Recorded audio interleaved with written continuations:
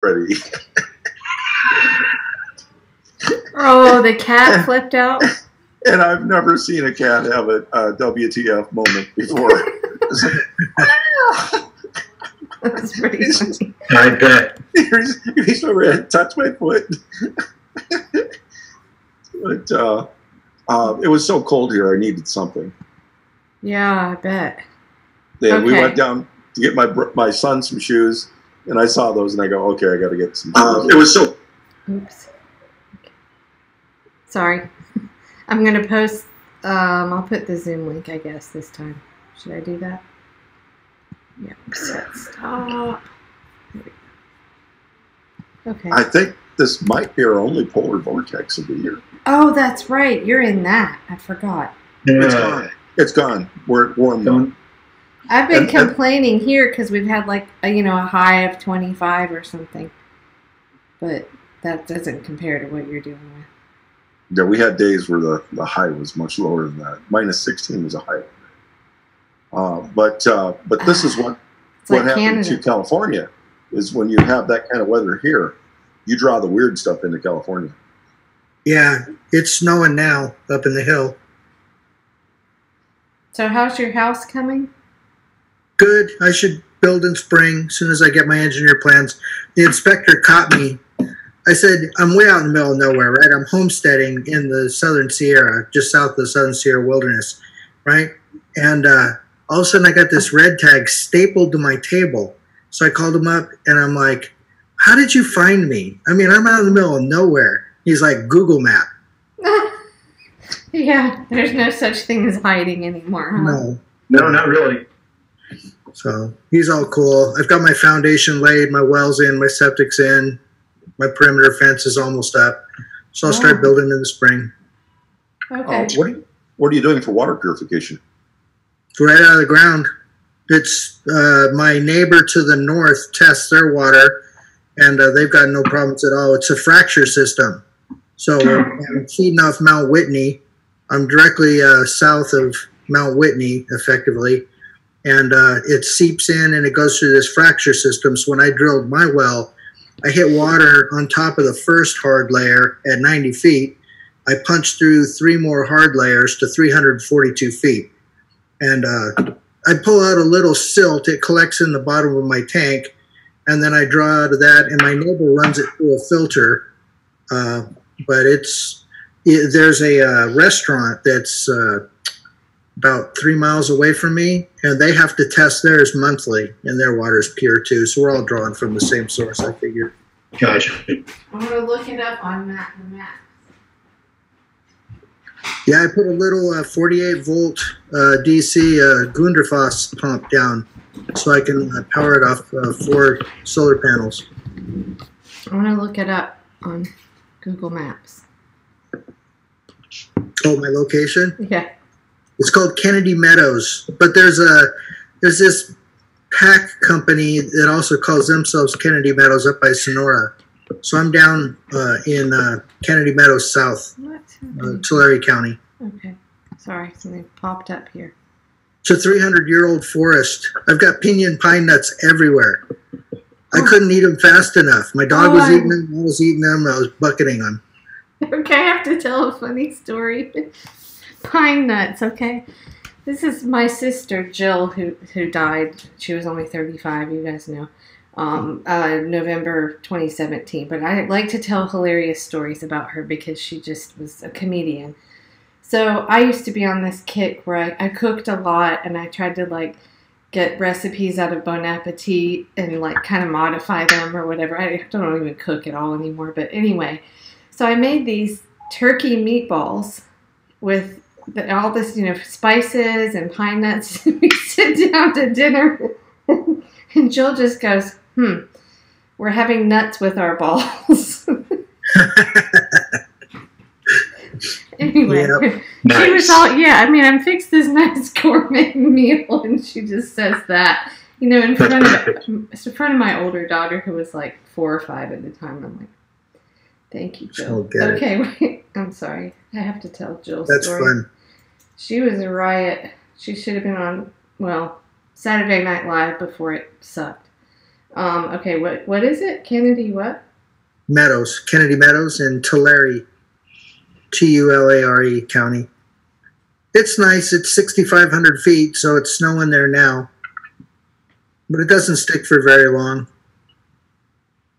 Wow. I see nothing else. You have a general store. Yep, a store and a restaurant, a hiker resupply. The Pacific Crest Trail goes through there. So these hikers, they go every year from the Mexican border to the Canadian border. So there's 4,500 permits this year. So they come in this huge pack of hikers for 3 months. And they're everywhere. So that's going to be my retirement. I'm going to open up a granola stand and sell fruit to hikers. Oh, there you go. There's another thing you could open up. So these people have been out in the forest for all this time. A nice, comfy toilet. Oh, yeah. Oh, the zoning allows me to do a 2-bedroom bed and breakfast. And you can spend, the restaurant spent $5,000. That allows the campers to sleep on their property anywhere they want. So Nice. and I was going to get a little, like a hot tub or something, so I can put the smelly hikers in the hot tub and then get all that pH and then drip irrigate my orchard. I'll be like this little natural cycle. We'll see. Anyways, yeah, I like it. It's only an hour. They told me I had to be 1 hour response time to Naval Air Weapons Station China Lake here. So I drew a big ring. And I used to work there. Oh, really? Oh, you know exactly where I'm at then. Yeah, I'm sitting at the old Naval Ordnance Test Station in the empty terminal building right now. Oh, okay. That's where I sit. Okay, I'm going to show you guys something. So what'd you do there? How long ago? Between 2004 and 2007, roughly. Yeah. I was a parachute rigger. I was Nice. Paramount for ILO. Wait, so you were out here when they were running the snort rocket? I believe so. Yeah.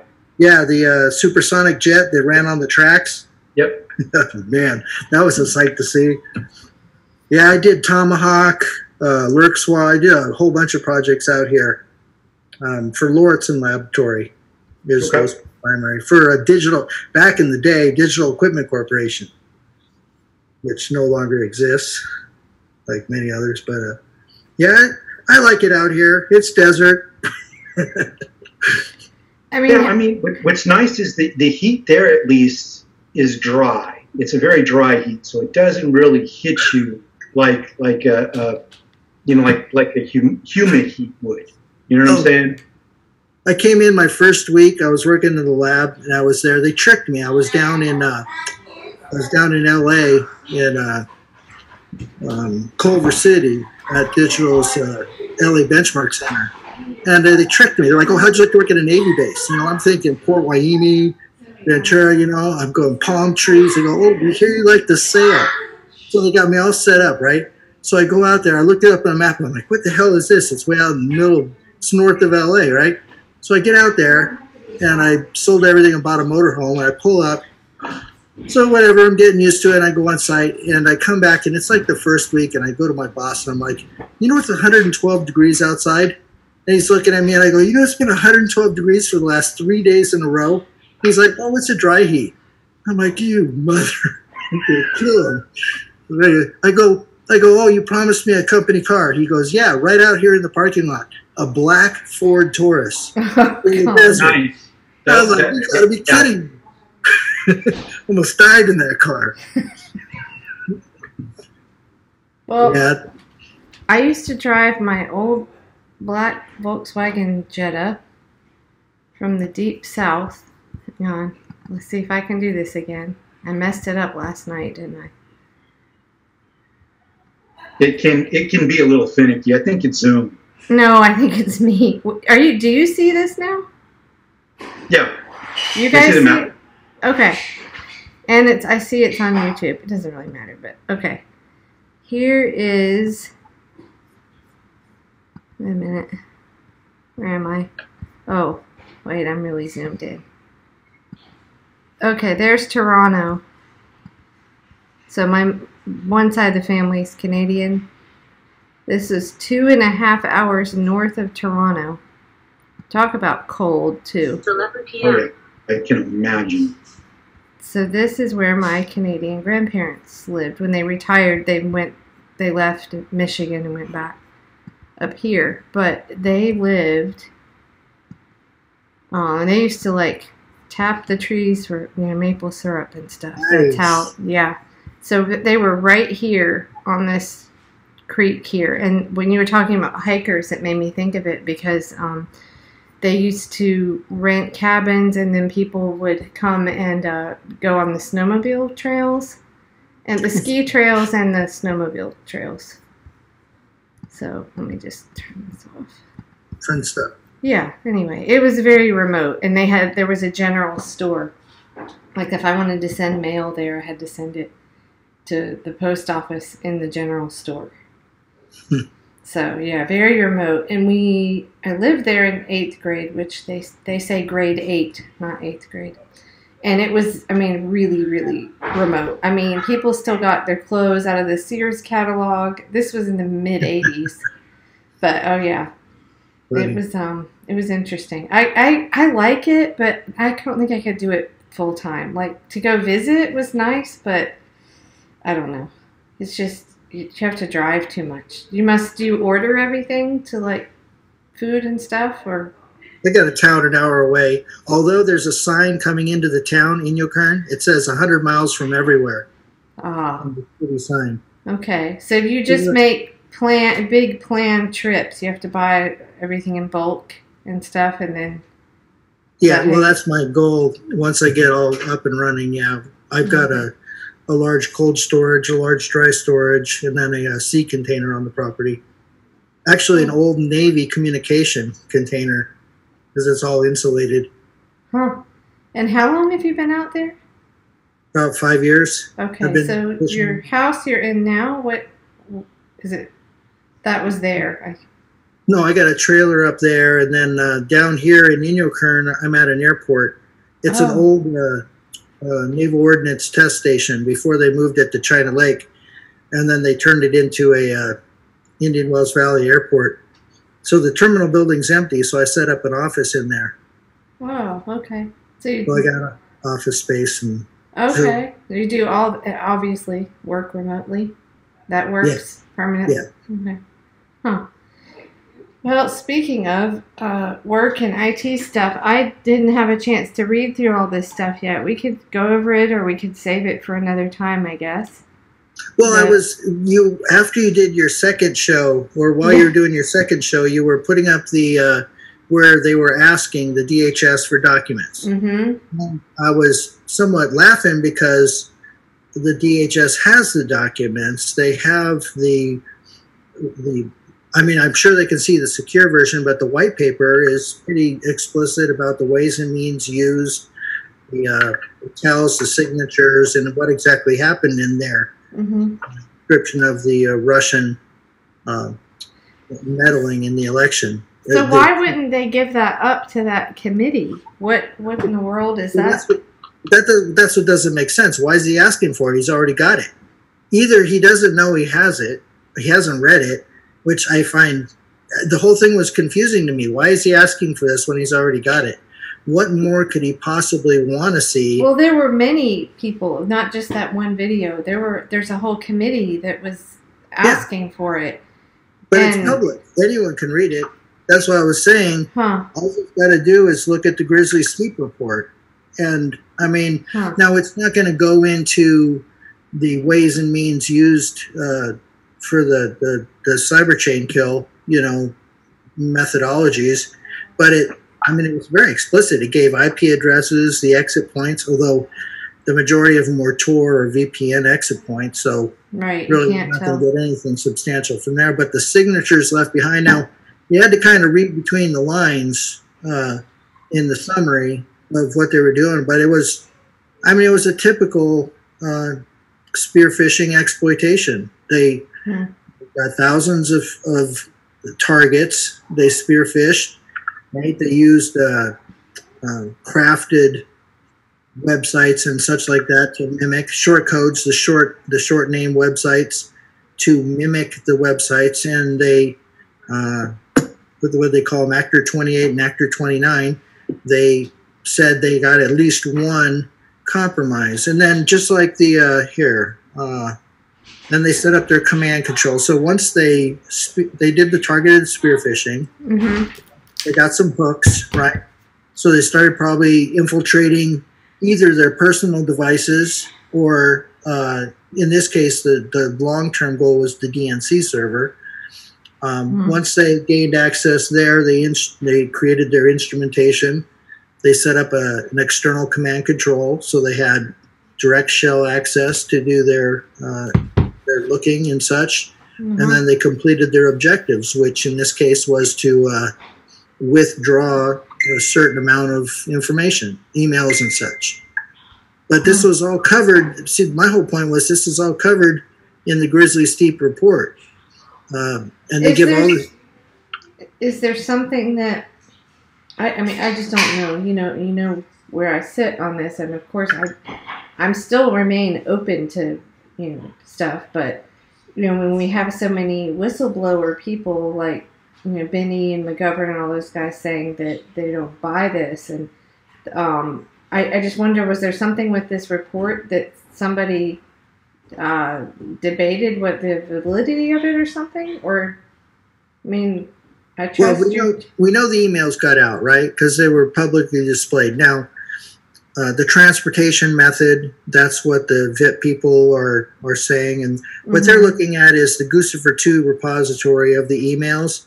They're looking at the date, the timestamps, and they're saying that the deltas between each one of these files in a row, it couldn't have been drawn off of the machine live over the internet. It came like it was copied to or from a USB. Okay. Well, but that could be the files originally going on the DNC server, the Democrat National the Committee server. It could have been when he drew the files off in a slow manner. He could have moved all the files to a USB to transport them to his public facing server to make them available, the repository that was made available. So there's a lot of variables there. Now, I mean, there's also a thing, and I'm starting to lean towards the whole honeypot notion that perhaps, I mean, who in the world, Podesta I'm referring to, who makes their password, right? I mean, seriously, you got to be. I do really stupid things like that because I can't, or I don't do it that stupid. But what I do is I have set things and I don't change it enough because I will forget. So I use this. The password. I mean, seriously. Well, yeah, that's worse than me.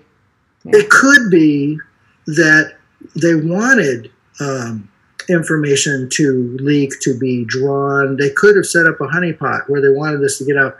It could have been, and what I was telling you was, it's within the realm of possibilities that to create a connection between Trump and or the perception that the Russians are working against the DNC and they're making these things available, and then perhaps there's people in the Trump's organization that are communicating in an early manner. It could be that they've created a honeypot and they baited it, and then they tried to create links so that they could. I mean, it could be a payback for when Trump, in his typical manner, said that the Russians could get her emails. See, right? That even right there, that's just funny to me because it's like they took that and he was just mouthing off. I mean, I don't see that. Well, what do I know? But I don't see that as any evidence that he. He was he was just, He's just doing that. But the whole thing is that there's a realm of possibilities here, right? Sure. But we know that there's, from the Grizzly Steep report, an ongoing activity, right? So that portion of it's real. Okay. Whether it was made an easy target or not is possible. The whole thing about scanning ports, right?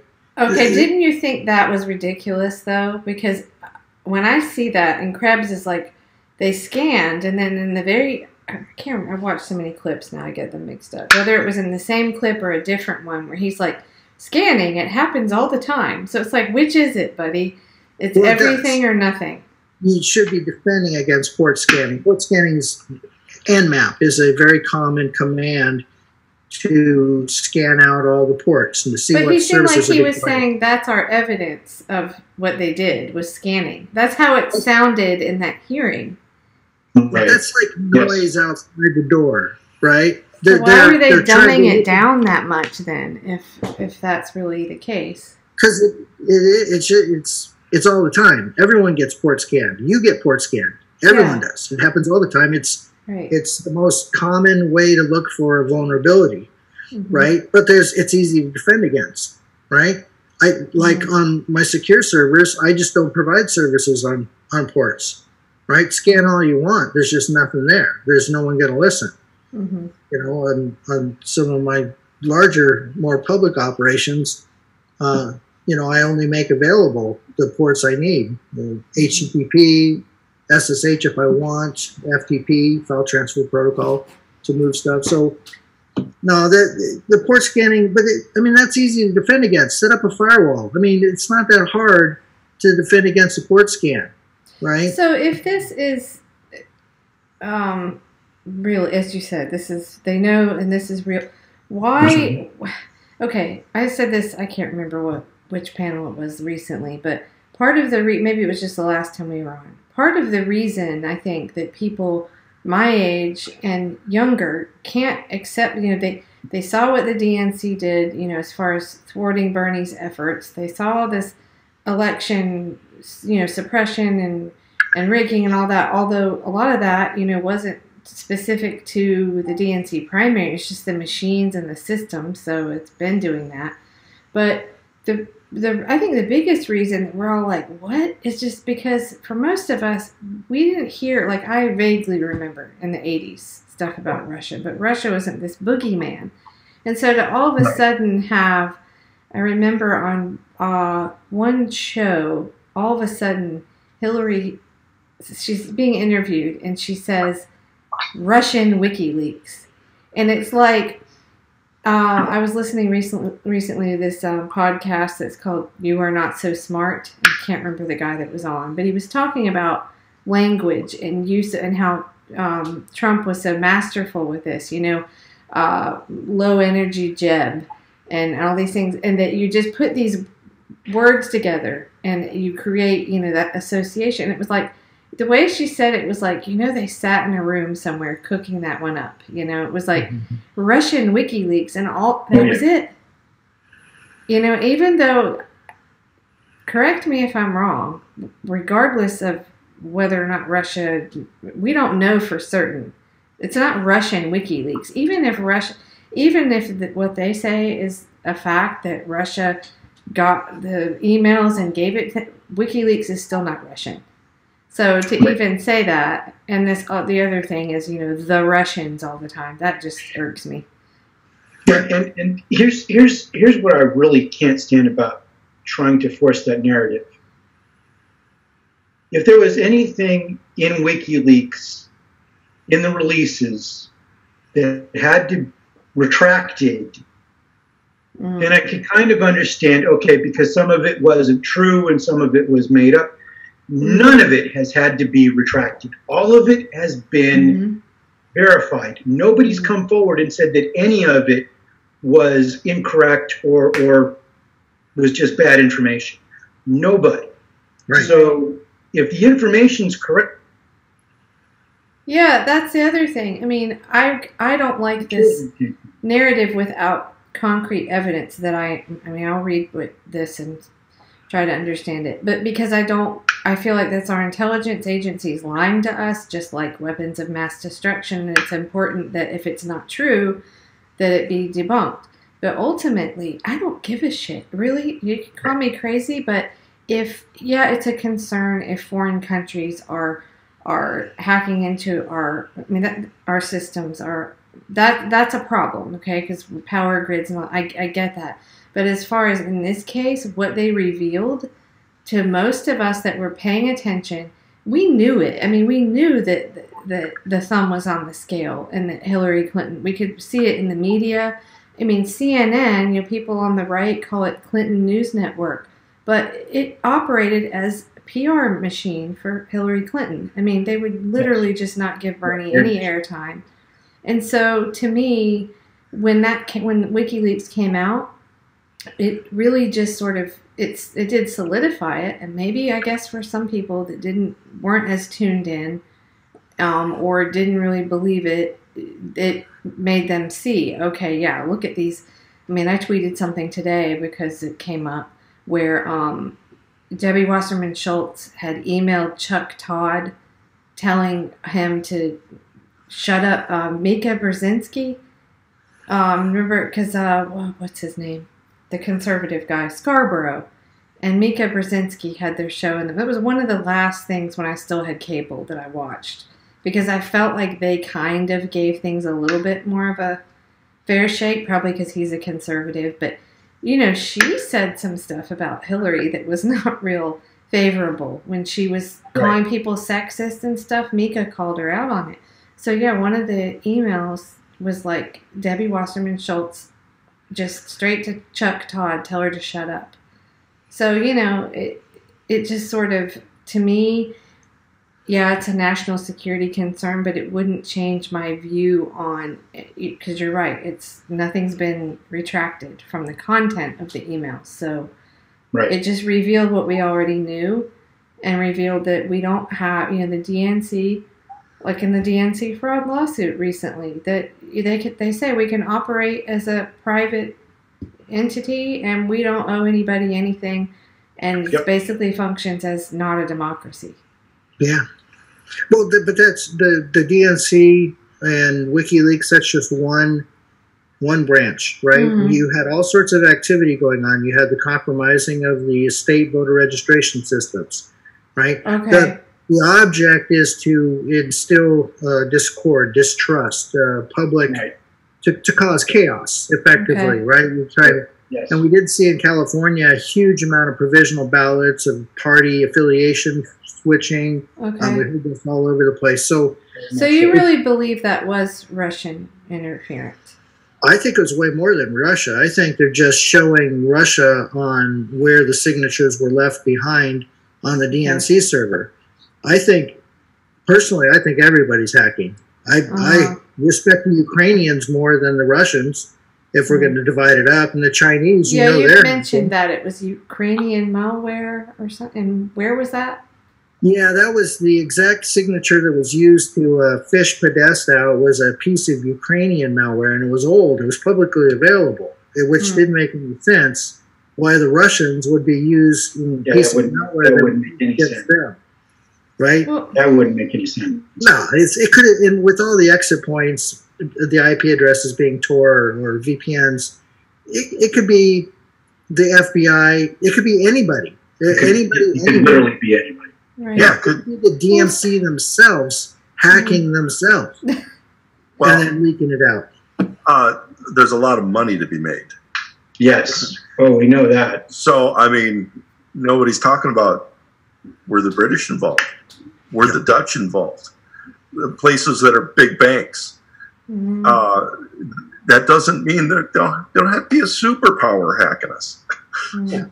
It has to be a super money hacking us. I'm sorry, I don't want to quote Trump, but didn't he say something about it could be some 300-pound person in their bed or something? There's probably so many. There's so much activity. So a 14-year-old somewhere. We want to put everything in buckets, right, and have everything kind of like that. But I think it's far more active than we're revealing. They give examples of coup actors, and then in the Grizzly Steep report, you'll notice that they list out. I mean, there must have been 24 names that they gave of players. Cozy Bear, Fuzzy Bear, all the... Right, okay, but in the Forensicator, didn't the guy, analyze this and say it wasn't? I'm going to have to read more on this.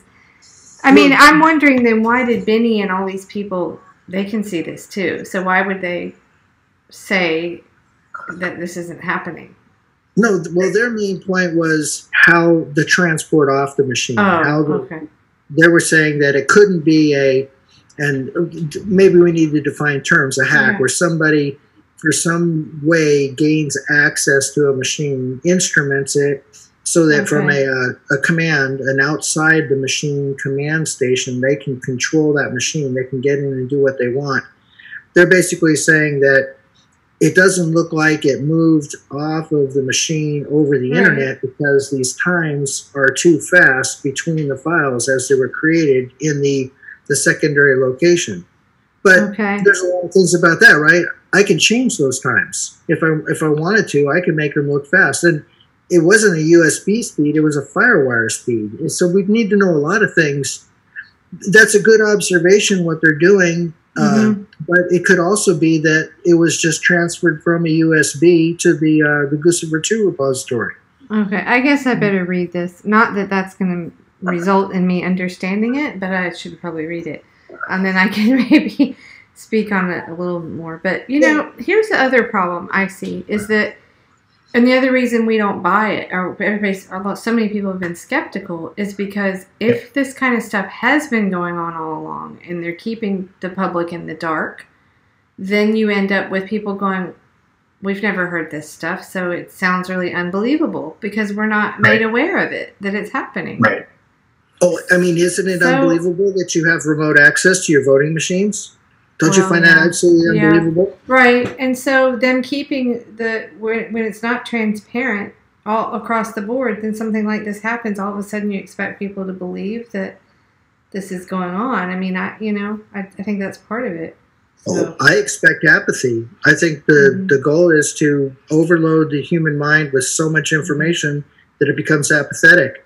Yeah, dumbs down. I'm afraid that's kind of what happened last night. I mean, I think it was a good discussion, but and Benny, who was on, was fantastic, but I didn't expect him to talk as much as he did. And I think, I was there in person with him in September, and I'm not good with this stuff, and I was learning it on the spot, and I couldn't keep up, And so when I could see kind of people's eyes glazing over. You're talking about election security down in the weeds, and people it's too much. It is too much, which is why we should just have your system. Well, but what has happened? What have we changed, right? 2016, we knew the elections were vulnerable and they were compromised. What has changed? We're still using the same vendors. We're still using the same effective machines in a lot of places. The same processes are in place. The infrastructure, the technological infrastructure of the United States is still connected to the World Wide Web. Yeah. But what has actually changed? Nothing. Right. But everybody's going to go out. I thought it was going to get fixed before the 2018 election. Right.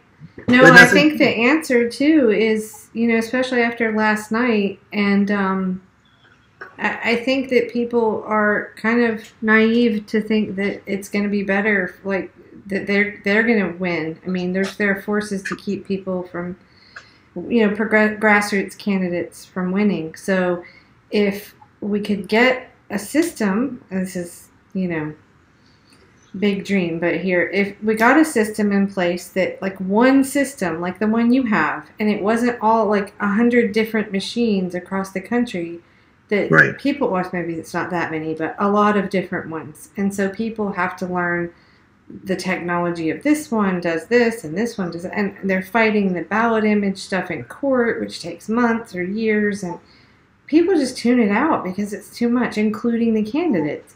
So if the candidates could get behind one system and it's tested and trusted, then that's a no-brainer, right? Right. I mean, I think what we did in the past was voting was kind of for convenient, right? My friend Edison here in Los Angeles, he uses this expression. He calls me a Brady, right? You're a Brady, like the Brady Bunch, right? Where you just believe everything's going to work out and everyone's on level, but it's not like that. So our voting systems are kind of this Brady mentality where we hand off our ballot and somebody downstream is telling us what our intent is. Mm-hmm. It shouldn't be like that. We're the only ones that know our own intent, and that guarantee should be right at when the ballot's cast. all the locks and all the securities, all the checks should be in place at that point. That way, it's not up to anybody downstream. And this whole thing about percentages of audits and selecting the audits and things like that, this is ridiculous. We need, I mean, it's like money in a money counter, right? Let's say I had a pile of all sorts of different kinds of bills, and I'm running it through my money counter, right? And it's going to be able to recognize the ones from the fives, from the tens, from the 20s and 50s and hundreds, right? It can do that. And every time I run that pile of money through that money counter, it better tell me the same amount of money, or it's going to kick out the one that's thrown off the counter. It's got a fold or it's got a crease, or somebody, you know, marked out the. Anyways, it'll kick it out for then a personal inspection. It should be the same way with our ballots, right? I don't care how many times you run those physical paper ballots through the system, through that scanner, through that voting station.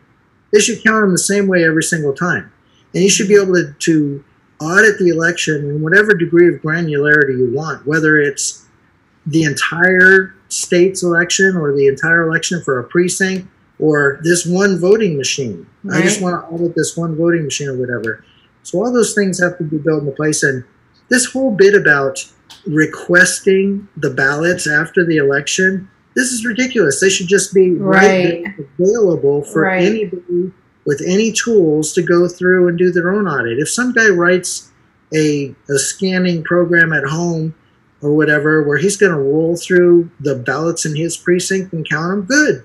Go wild. And if you find anything different than the results that are being reported, bring it to our attention. And, you know, and the way the methodology works is we got to be able to do this in a timely manner, right? Paper ballots are great. We want paper ballots. But you just can't hand off the number of paper ballots in LA County and expect to count them in a timely manner, right? That's just not going to happen. Right. So we need to be able to use the same machines to do the recount and do the hand count so that we can get this thing done in the same time period as the polling period. Right? If I have a polling period that's 1 day long, let's just say, right? I should be able to use that exact same machines to run those exact same paper ballots through them to come out in that precinct in the same amount of time as the polling period, the results again. And I should be able to do this as many times as I want. It shouldn't take me months to count and move all the ballots around and have chain of custody issues and trucks and cars and all sorts of. Where is it? Oh yeah, well we saw that. So ridiculous. It's like vulnerabilities are built into the current system, and it's because I think in the past we were just dealing with convenience, right? We wanted this voting machine to make voting convenient, right? Make it easy. All you had to do was touch the screen or. Well, it was after the whole thing in the hanging, whatever, Chads and all that. Really was why it happened, right? Why we went to even that, right? Is they're trying to make marking a paper ballot easier by now punching a hole in it, right? Right. It's just another. So, but we're not here for convenience. We're here for accuracy, right? So that's where we got to build, and we should be. We shouldn't be just handing off to the vendors. Hey, build us a machine. That's like handing off to a car manufacturer. Hey, who's going to build the best car, right? And it's like this competition, and then I got to search for vulnerabilities and let's say 3 vendors and 5 products from each vendor. I mean, gosh, how hard is that? If we, you know, it's the one thing is if you standardize, you minimize the vectors of attack. Right. So we should be handing the specification off to the vendors and saying, you're going to build this machine to this specification. Now, if vendor A can do it cheaper than vendor B, well, great. They get the contract to produce them. Right. But it's not that you're going to show me some fancy widget that you own. No. It's ridiculous. So this whole thing needs to be publicly owned, everything on board, open source software, open source hardware. And it's a process that needs to check itself. We don't need cops along the way. We do at the hand count need the people there watching on overhead monitors what the voting officials are doing as they're saying this one.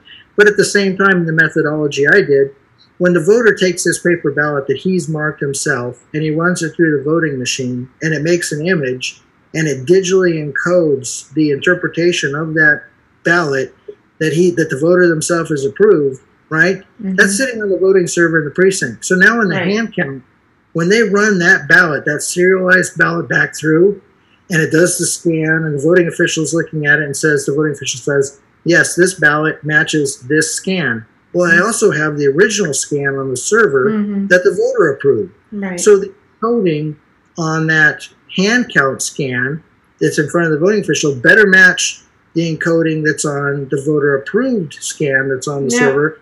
Could that first scan be altered though? Because people won't trust that. Now, people say that all the time, and it's true, right? I use GIMP, GIMP.org. Here's my open source plug, GIMP, GIMP.org. Greatest free graphics manipulation tool in the world. But as easy as images are to modify, they're also easy to secure so that you can't modify them, right? Right. If you take an image and you checksum all the horizontals and all the verticals, right? Now you have two checksums. You can't change one bit on that image without throwing off the checksum, right? So we could secure these things. If you create that checksum at the time that the voter approves it, we're also working in real time, right?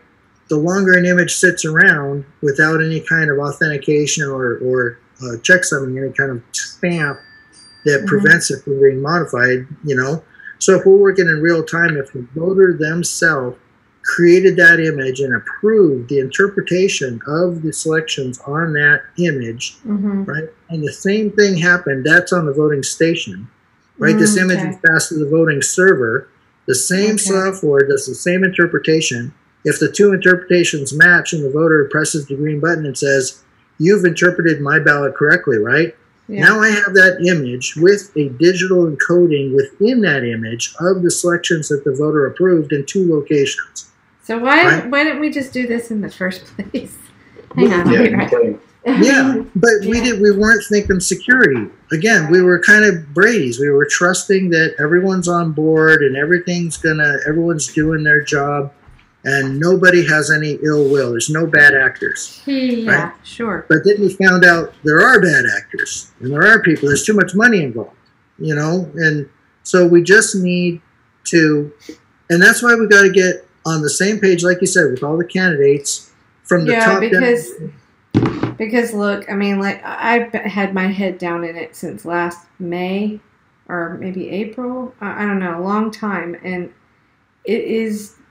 I mean, I don't blame everybody else for being tired of hearing about it because last night's any indication. I mean, everybody wanted to talk about something else, Medicare for all, and all those things are so important. But I just keep coming back to we're never going to get any of those if we don't fix this. Right.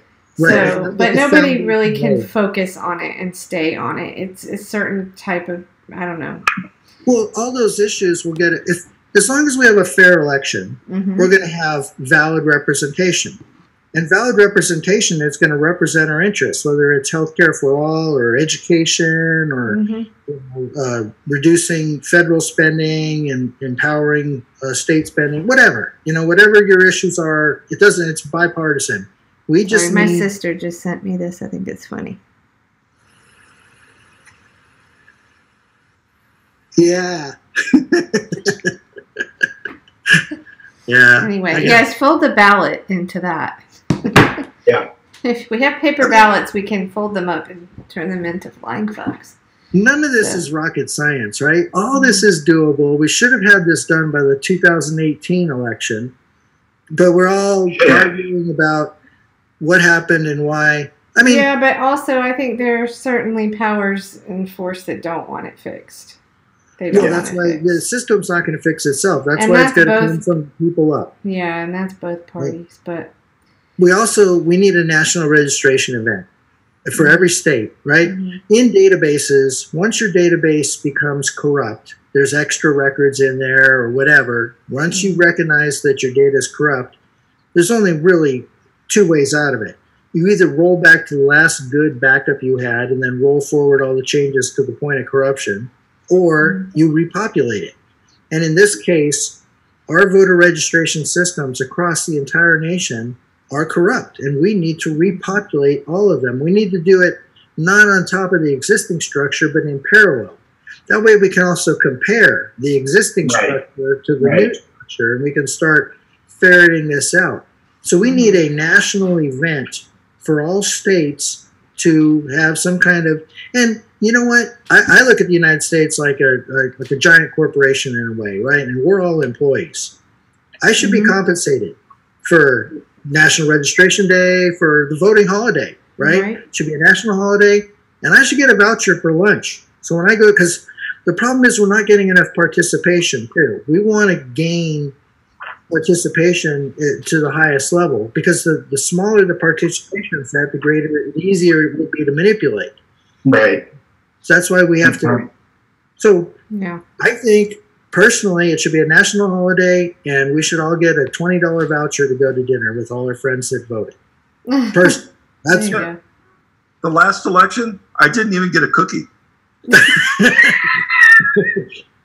election before that, I got cookies. Oh, you did? Okay. Well, that's nice. I want a lunch. Well, I want to change the subject to something really geeky. You guys will probably like. So, kind of out of this discussion about people kind of not believing that this rigging would happen to them, came. Well, I thought of something that I wouldn't have known had I not been married to a geek for a long time. But it's a clip from Spaceballs where he says, "Good can never win because good is dumb." Do you guys know this? And I would play it, but I'm probably going to... I've been playing stuff from YouTube on the stream, and I happened to look up something about that the other day, and I guess... You remember Ebon used to get in trouble for that, right? Like get strikes? Yep. I remember that. I haven't had that happen, and I've played stuff, so I don't... Even on Facebook, so... I don't know why that's not happening, but I should probably not do that anymore. But anyway, so I thought, wouldn't it made me kind of start thinking about, do we need superheroes then, don't we? Because if good is dumb, so people don't want to believe bad things will happen until, I don't know, until they experience it themselves. And then usually once that happens, then you become jaded and a bad character yourself, right?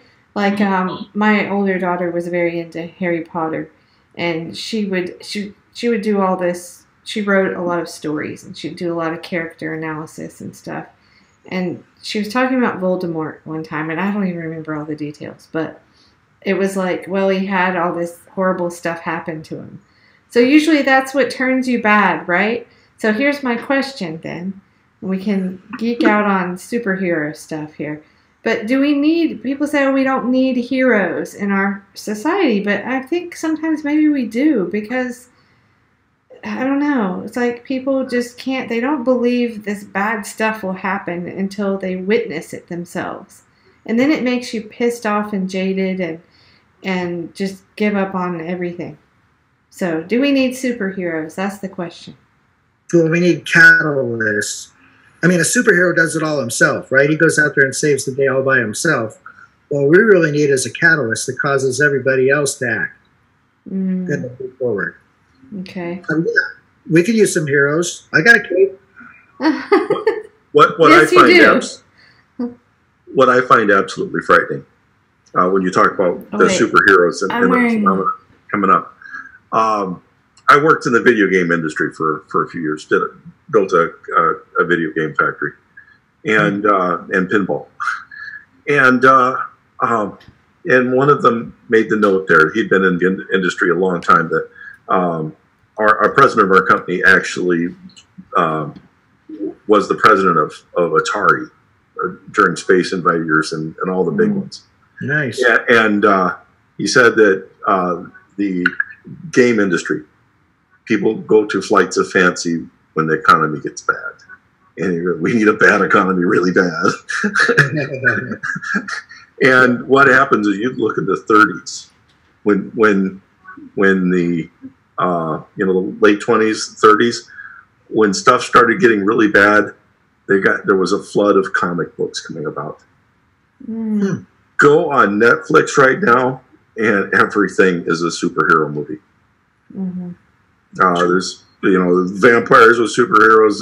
There's everything. It's all superheroes.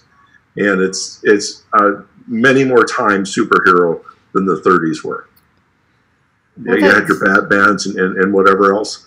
Well, go look at Netflix and just count the ratio of how many of the new shows are superheroes versus, and even our movies in the theaters. Almost every other movie is a Marvel or one of the other movies. Yeah. I just got done watching Gotham. Mm-hmm. Superhero. Well, I mean, I guess that's good because a lot of our characters now in movies, it used to be so much like they're purely good or bad, right?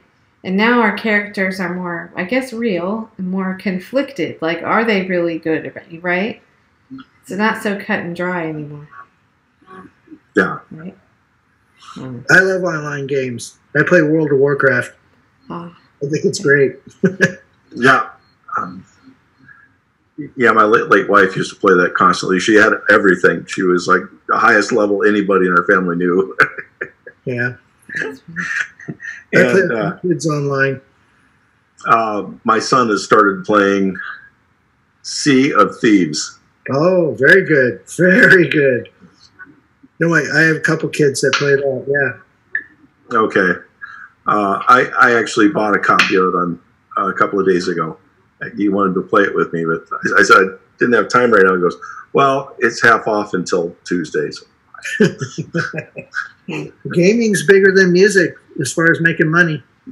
It's going to take over the movie industry easily. Yeah, in fact, it's taken over the sports industry.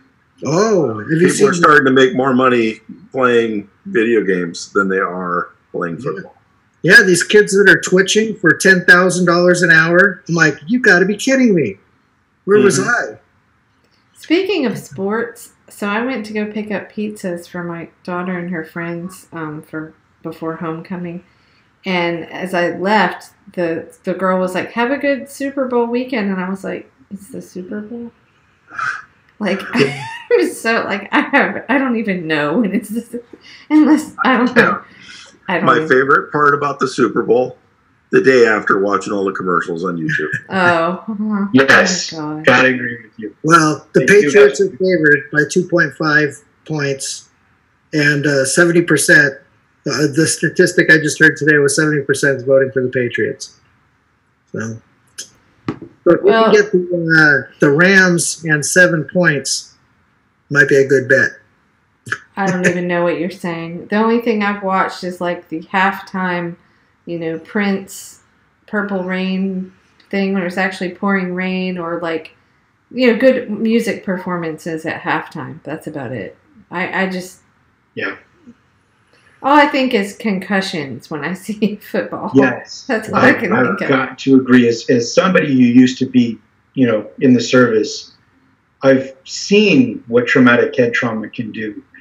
And I really think that we need to rethink some of these boards, because that's just horrific to yeah, it is. Put somebody's life on the line. I don't care how much they're being paid, to be honest with you. Mm-hmm. You can't compensate somebody for basically living the rest of their life as, somebody who's not necessarily, who is just confused and disoriented all the time. That's just not right. No, they're damaged. You're right. You're absolutely right. And the age that they're playing the games, it's even more pronounced at the age of... Oh, yeah, right. Absolutely. Yeah. Absolutely. Yep. And there's this part of your brain that makes you, or where you feel empathy for other people. Yes. And it's really easily damaged. Which part is that again?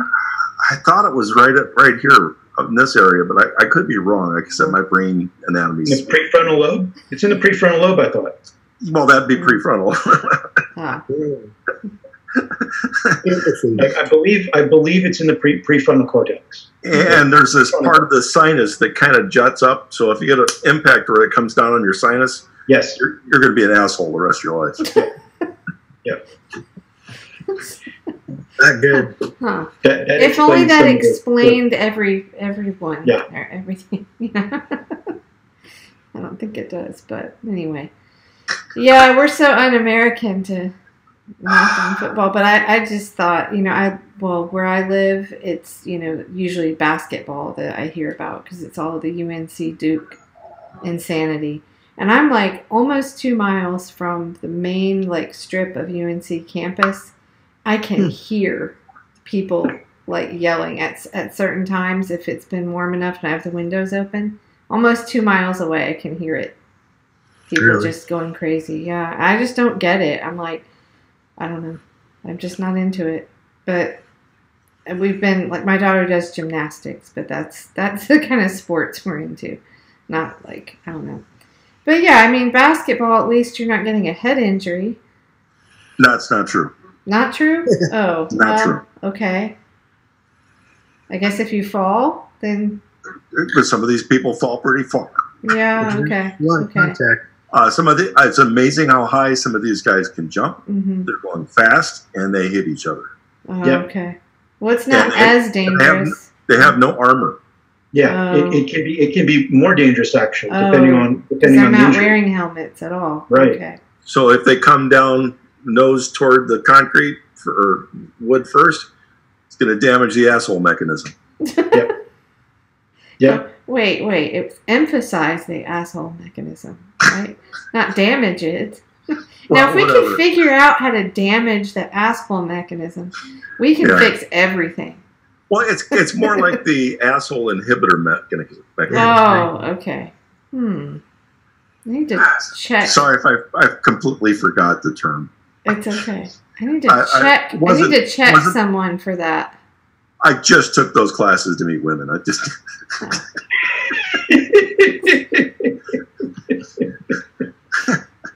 Very nice, Mitch. Engineering college. Yeah.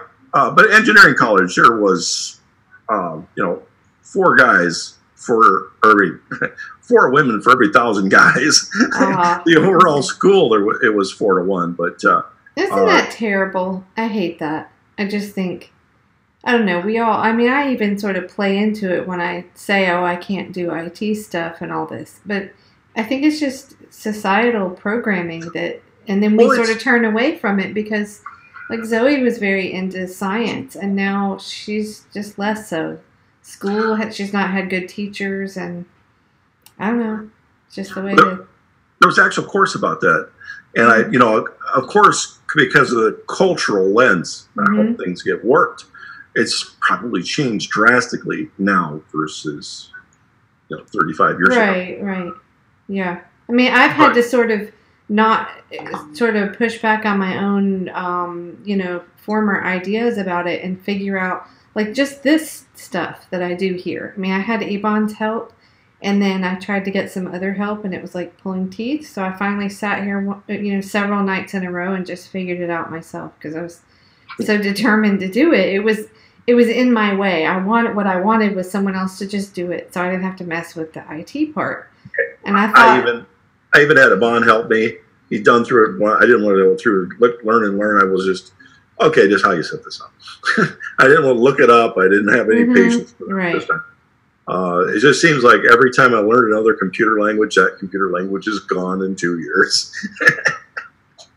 Pretty much. I mean, for me, part of it is about speed because I need to use it as a tool to do other things. It's not that I want to have... It's going to take me... It took me 4 times as long, I'm sure, to get it up and running. Just because I didn't know basic stuff of how it works. Have you guys checked out that server I told you about? So right now, all of this is getting worked on in your computer, so your computer's using up cycles on it. Right. You have stuff going up and coming back down to you. Okay. So you're putting it all together, and then it's going back up. Right. All right. And then you have to live with whatever minuscule pipe that you've got. We'll call the internet a pipe. Mm-hmm. So, I get it. Okay. So imagine now you've got a major player's pipe for free, pretty much free, that doesn't get throttled like yours does. So all you have to worry about is your traffic or your video going up. Mm-hmm. You run a virtual server on this system, and that they let you run the virtual server free. So you have their internet connection at their speed, and all you have to worry about is the little speed of yours to get you up. So should I do that? Yeah, I think you should definitely do that. I sent Brian the information on. Oh, okay.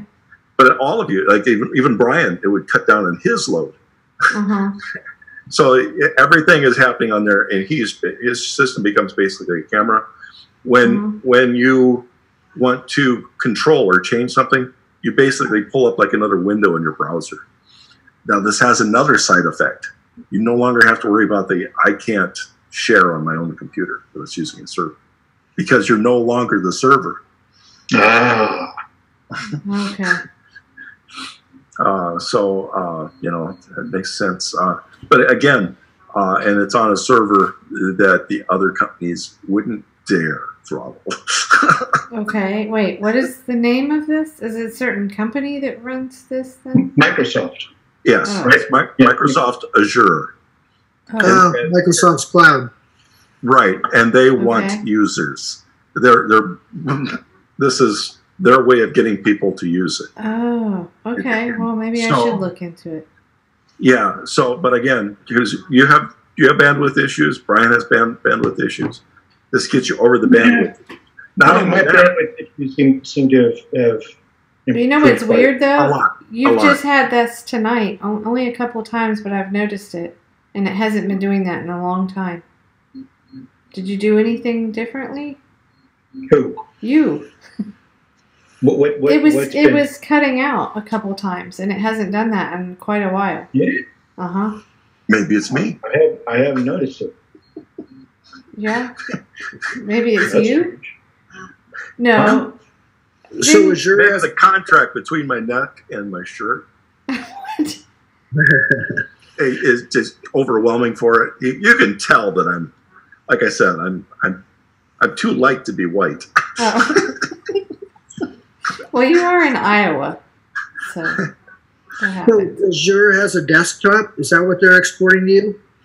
You just do a virtual on them. You make a fake computer up on their cloud. It's a VM on their cloud. And you're exporting just a virtual machine. That's all that's coming back to you. Yep. So to us, we would just. It looks like your normal desktop. You're just accessing it through a browser. Yeah. Is it free? Yeah. Nice. Oracle has a cloud, I haven't used Oracle's. Well, it's more business oriented, of course, but VMs is all the same. I'm heavy into Zen, the Zen hypervisor for VMs. I think the world of it. I don't know what Microsoft's using. Probably what was it called? The R one. Well, I didn't even haven't seen them lately, but the thing that I went for is free. Okay. Yeah, free is good, and if it's an improvement for your bandwidth, that would be interesting. I wonder if I can run WoW on theirs and then just export the X to me. Maybe I can get some higher graphics. I don't know. I'm not sure. Right now, they're using the cloud for games. My son has a game machine here. Yeah. That he plays through the cloud out in Chicago because his computer isn't fast enough that he takes to work with him, and he has a long layover.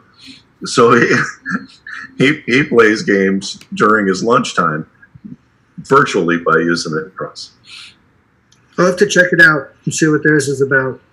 And then you guys mentioned that you were out there in the Mojave Desert. Yeah. And I don't know. Has it recovered from this? Are you seeing a picture of it? That looks like the desert. This is just east of Edwards Air Force Base. Yeah, Palmdale. Oh, no, west of Edwards Air Force Base. Yeah. And the ground was completely hard and crunchy. This was in 2014. Yeah, down there by Lancaster, Palmdale. Yeah, the tundra is a lot different. I'm about an hour and a half, maybe north of there, Yeah, more in the Mojave. So, but yeah, their ground is hard, and their water is way too deep. I mean, they're 700-foot wells. There's supposed to be a reservoir on the other side of that hill. Then you're familiar with Rosamond, but you got all sorts of chemical issues there. And, yeah. That's why I was there. We were setting out little balls to model that terrain right there. And in fact, if you ever go out there and you see these, what are these little colored balls? Sorry, I missed something. Keep going. But we were out there. It was like 105 degrees, and one of our guys had temperature issues where his body wasn't able to control temperature, and he ran into an emergency situation pretty much. I had there was a first class I served with in the Navy. He had done a tour in North Africa and he suffered heat stroke. And after that, anytime the temperature was warm, he just couldn't handle it anymore. His body just was not capable. So it does something like permanent to you or something? Yeah. And yeah. So he starts getting sleepy, wants to take a nap, and the first thing is, you're not going to take a nap. Yep. We're going to get cold packs on their neck as fast as possible, get the brain temperature up. And so, we had some cold packs along just in case, but we ended up needing them. There's no cell phone out there. You can't call for help. Right. You're outside a range of cell towers. People don't go out there. They don't go looking for you.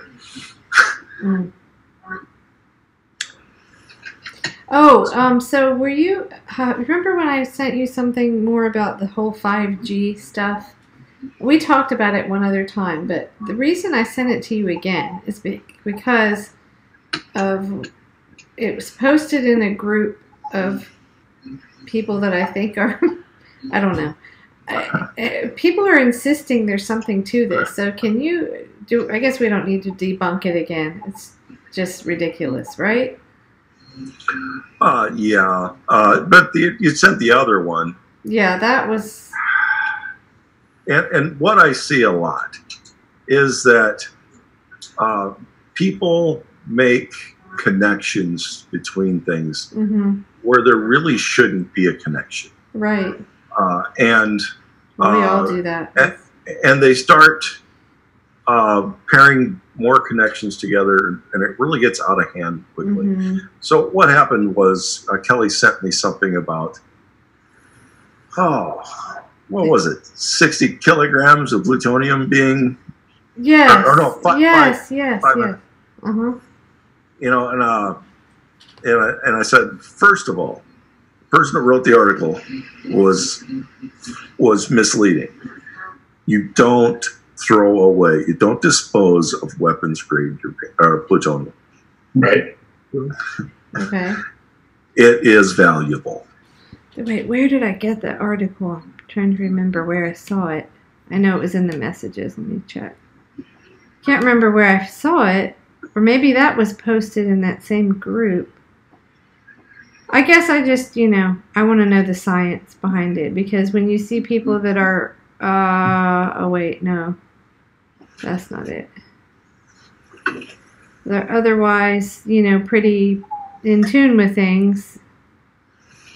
What? I thought you were grabbing a bowling ball for a second. No, some nuclear grade plutonium over here. Just kind of, no. Have that lying around. Okay. Yeah. Where was that? I can't find it now. I must have. I don't know where I put it. Oh well, doesn't matter. What? They got a thorium reactor now. Did you hear about that? They've had one.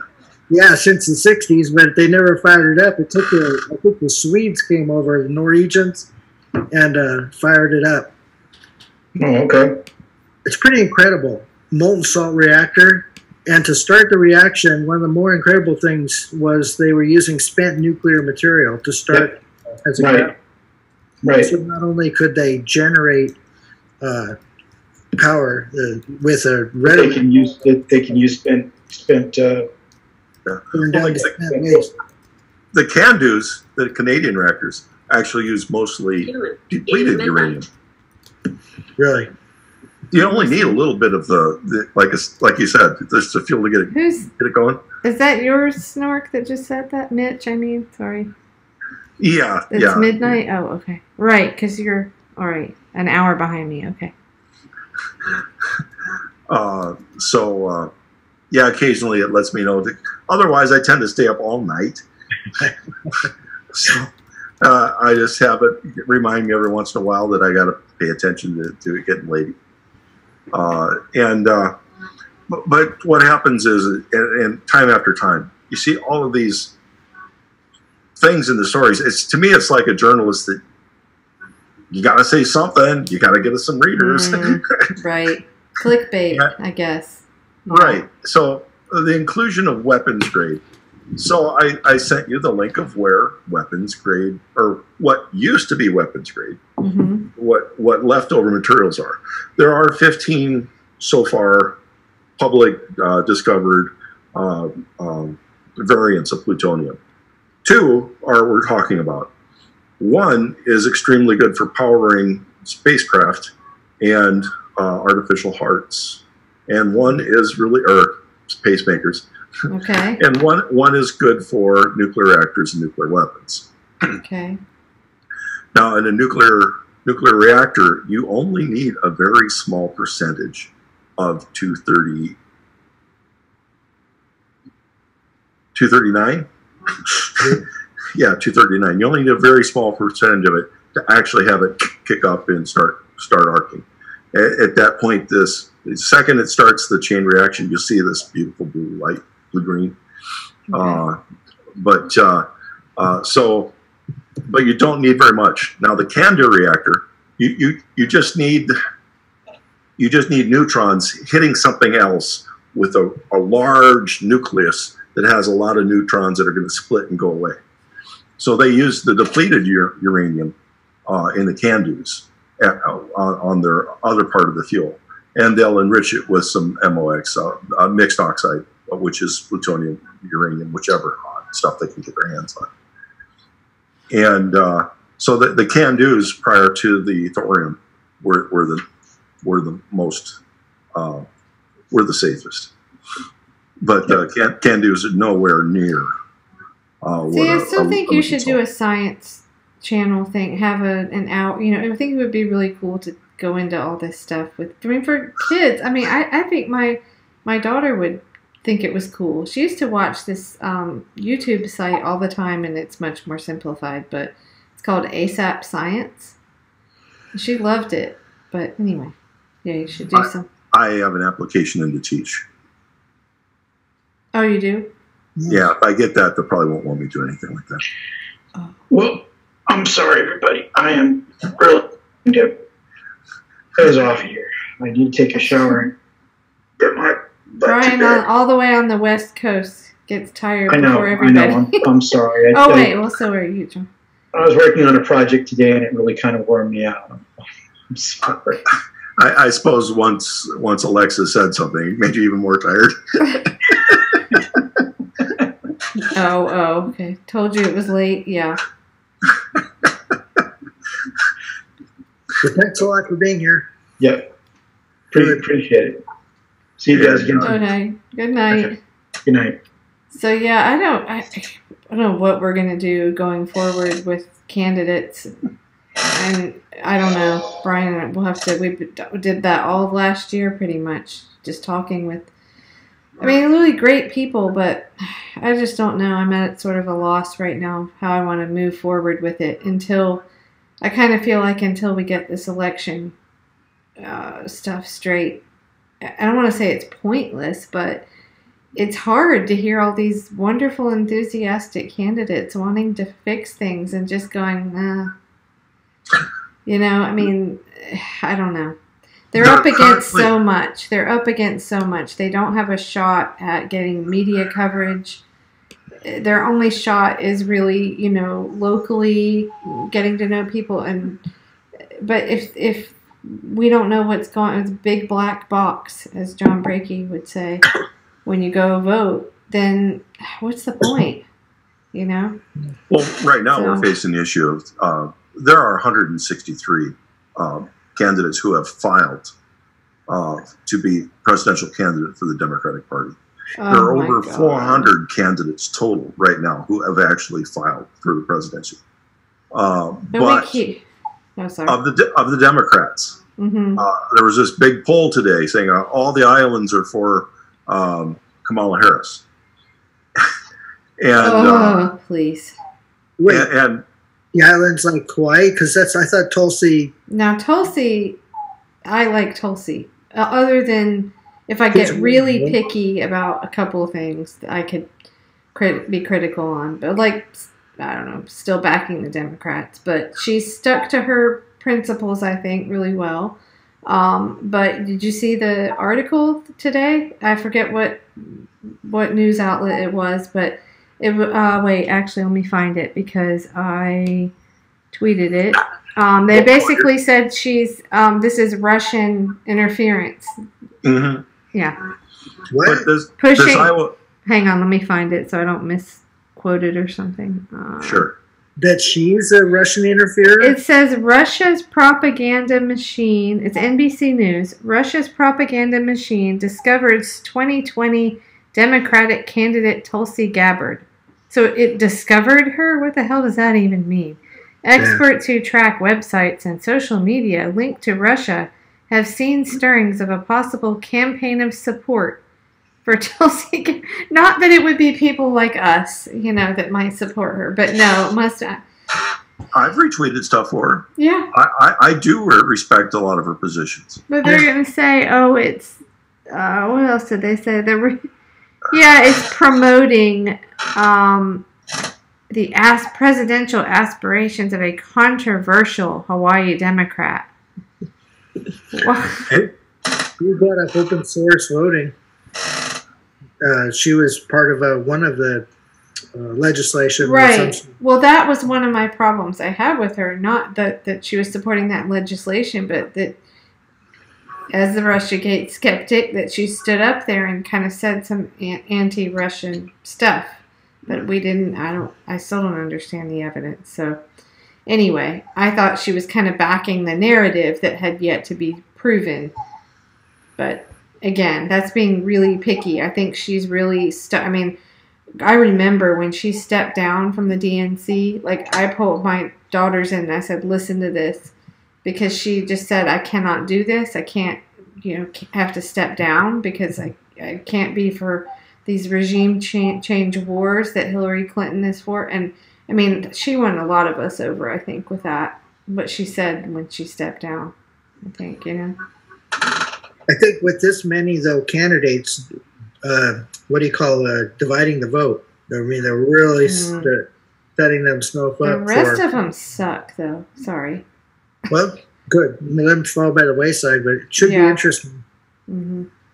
Yeah. But really, you can't split the vote like that if you want to. I think it's highly likely we're going to have Trump again. I do too. Mm-hmm. I wish it wasn't the case. And there are some that I thought were acceptable. And it is just awful that we're going through all this. What I was trying to get at before, and now I lost my thought. Sorry, I probably interrupted you. I apologize. Basically, what they're putting out are push polls.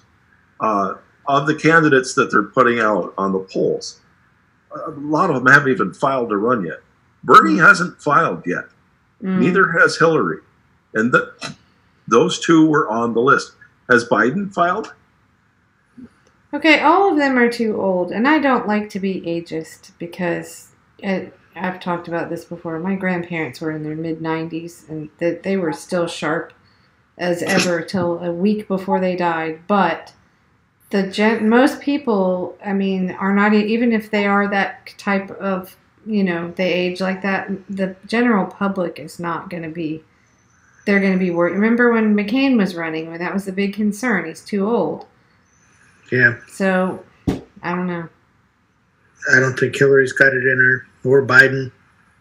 I don't think they have a chance. I don't know why they think that any of those would fly with the American public. I mean, it's just, I don't know. I think we're so segregated in the media we consume, and, you know, that a lot of people, if you ever peek over on the right, in independent media and corporate media, and hear what's going on over there, I mean, there's a lot of enthusiasm still for Trump. I mean, it's kind of scary. I saw a little clip today of someone I thought was kind of more neutral. But anyway, I mean, there's a lot. And as far as like the independent media, we had someone come on, I think that had been a guest on, or no, in the chat on Uphill Media, and had said he used to support Trump, I think, and had switched over to being more progressive. But he said, you guys, there's this like vacuum in independent media of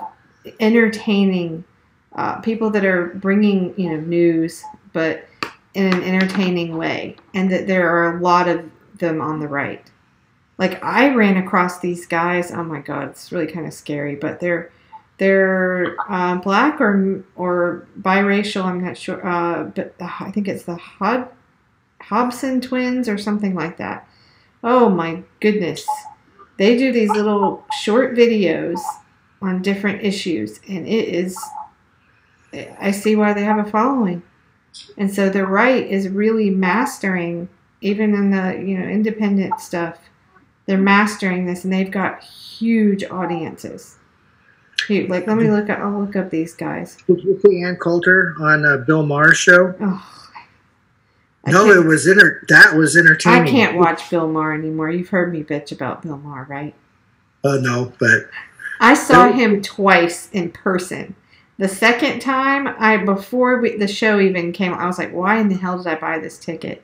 And I'm a former Bill Maher fan, but anyway. Well, the thing I was driving at was on the right, there's an Ann Coulter type orientation that's really critical of Trump and his original campaigning and campaign promises. Mm-hmm. And it is a sore subject amongst a lot of conservatives with some of the promises. Of course, you know, Trump's going to boast on his economy and such like that, and you know, have a very good chance at re-election in 2020.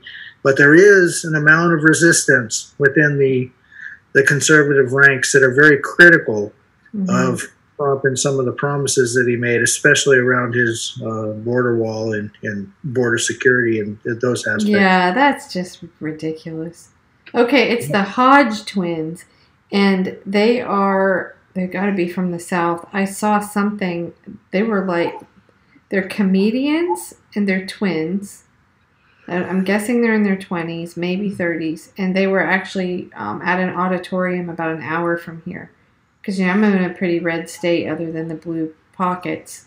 And, wow. The stuff that, I mean, I would play it, but I don't really want to promote it. But they're Trump supporters. They're absolutely, and oh my God. Okay, see, yeah, people need to wake up. Okay?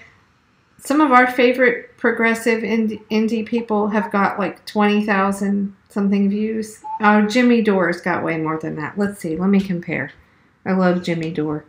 But these guys, let's see. Jimmy's got, I haven't watched much of his stuff lately.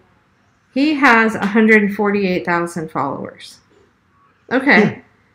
These Hodge twins, guys, 283,000 followers. Nice. And, I mean, okay, they tackled the issue about who's the Virginia, is it governor, somebody that was in, yeah, you heard about all that. And they made some good points on that subject. But then other things like what was the run-in with the Catholic students and the boys. Yeah, they were really, it was just awful. And then, they said something, but They said something at the end of that video about a wall, about Trump's wall, which is just absurd to me. But they said, well, if the Native Americans had built a wall, then the white man, and you kind of go, got a point. I mean, so anyway, I think that this is really shows that I think it's highly likely Trump will win again. Just seeing what I see, and I'm going to start paying more attention to that. There's another guy that I just ran across somehow. I can't think of his name now, but he's got over 200,000 followers. So, I don't know. Everybody better not be surprised again. No, it'll be a good series. We'll see what happens. Well, when the Democrats put up people like Cory Booker and think that's going to work, I mean... That's not going to work. No. I'm wondering what happened there. What do you mean? Why they bothered? Yeah, did they put up Cory Booker because they thought that their shot with Kamala wasn't working? Oh, so they're putting up all the shitty ones, so you'll pick the least shitty. Pardon my... Well, I'm thinking is he's the backup plan. Right. And then when people put him down, because Hillary still has all these big venues booked free. Oh. I think there's an announcement coming in April. Oh, I'm so discouraged with all that right now. I just don't even know. That's why I kind of started turning back towards trying to understand the whole Russian interference stuff and just digging in and doing some more investigative journalism that I like to do. She likes to be Machiavellian and be plotting things like this. Just like the Pied Piper idea. Mm-hmm. You should be planting a whole bunch of, I won't take that one. I won't take that one. I'm not going to take Joe Biden. I won't take it. And she's going to have to say, well, you're not going to take anybody, so I'm going to have to jump in and save the election. And that's probably going to happen on March 25th. Do you think? Oh, God. Yeah, because Bernie's probably going to announce on April 20th. Oh, good. I'll be on vacation and I can ignore it. We never take trips. We usually sit here, but we're going to actually, my daughters and I are going to actually take a trip for spring break. Back from Scotland? She's going to, well, the plan is she'll fly from over, just directly from there. So I want to actually go to Bimini. I've never been. And I don't like to fly, and you can actually just take a ferry from Miami over to Bimini. It's the westernmost island of the Bahamas. Okay. So yeah, I've never been, and there's a family story of why I want to do this. It's kind of a... No problem. So do you have hand wipes? Sure. Okay. Are you familiar with the saying the cruise ship two-step? Oh yeah, but we're not going to stay on a cruise. It will be like take a ferry over and stay over there. That's not so bad. I really don't know anything at all about ferries. Mm-hmm. I have never had to take one. I've taken one from Connecticut to Long Island before. That was cool. I like boats. But anyway, we've always been, when Abby was young, we were always too poor to do anything at spring break. And see, spring break here is the end of March, and it's still cold and nasty. So if you try to go to some, the North Carolina beaches are only like 2 hours away, which would be much easier. But it's still so cold. So anyway, I finally just said, let's do something finally, because we never have. So when I was down in Florida, I realized how close it was and that you could just take a ferry over. So we're going to drive and then do that. So it'll be, as cheap as we can do it. But yeah. It sounds cool. I didn't realize you could do something like that so close to here. Yeah. Because I don't fly. I flew to Chicago for a People Summit. And because I'm so terrified of flying, it was a last minute decision. And anyway, I was on the plane and I realized the stewardess came along, and I guess I was kind of like, hunched over and just trying to try to tune it out as we were about to take off. We don't have any more. Uh-oh. We're out of cough drops. I'm sorry. Zoe, take some Tylenol, okay? That'll help. Take 2 Tylenol. Anyway, and the stewardess, I just looked up and I said, well, I haven't flown in a long time. And then I actually sat there and did the math. And I was like, oh, shit, it's been 25 years. I hadn't flown since 1992. And she just looked at me like, what? But yeah, I just drove everywhere. But Chicago was a little bit out of my driving range. You know, about 12 hours I'll drive. But, do you have some orange juice or lemon juice in the house? Mm-hmm. Oh, for sore throat? Yeah, she did. Hey, Zoe, is there still mango juice in there? Okay. I'll get cough drops. Anyway. She was at a dance. Well, she already had a little bit of sore throat, and she was at a dance, and they were screaming and singing and stuff, you know. So, anyway. So, sorry, where were we? Oh, you were talking about, on cruise ships, you always hear about an outbreak of norovirus or something, right? Norovirus, that's a cruise ship 2-step, yep. Yeah. No, I don't really like the idea of being out, with crowded, you know, but to take a ferry over to an island, sure, that's doable. But to be trapped on a boat with, lots of hundreds of people for a week, I don't know. We'll see. No, not my idea of fun. Yes, take 2. Take 2. Yeah, here. Let me double check. You can just take 1 if you want, but hang on. No, 2. Take 2. Yes, I'm sure it will help. Okay. Drink some orange juice or mango juice. Okay. Yeah, I don't know. What's been going... Is flu going around this year? Yes, it's bad. Paid much attention at all. I don't think we've had it really here in North Carolina yet. Is it? My daughter can't take any kind of flu vaccine that has... Oh, is it the egg thing? Yep, they're made in eggs. So, and I was too lazy to get it this year. And I don't do it. She got it, and I got it. And it had us knocked off for at least about a week. Really? Maybe a couple of weeks, yeah. Huh. See, I'm definitely not any kind of anti-vaxxer, but I'm selective about them, you know? And I just don't do the flu vaccine. I don't know. We grew up without it. Is it really necessary? Do you think it's really beneficial? I mean, I know how it works. It's all as if they get it right and it's the same strand the next year and all that. But well, yeah, if it's H1N1, I think is the one. Mm-hmm. You want that. Right. True. But for the other ones, not really as necessary. Some people have more of a risk from other issues, like I said. My daughter can't have any avian albumin, which is medium they grow it in. Mm-hmm. Well, I was talking to someone recently about this issue, and she mentioned something about, it was years ago, maybe sometime in the early 90s, but that there were some batches of vaccines that turned out they had come from, I don't remember where, some foreign country, and that they were in fact contaminated.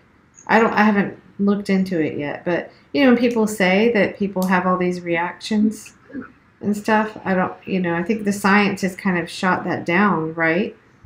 As far as it causing autism or anything, but yeah, that part, yes, that's been shot down. But some people are allergic, and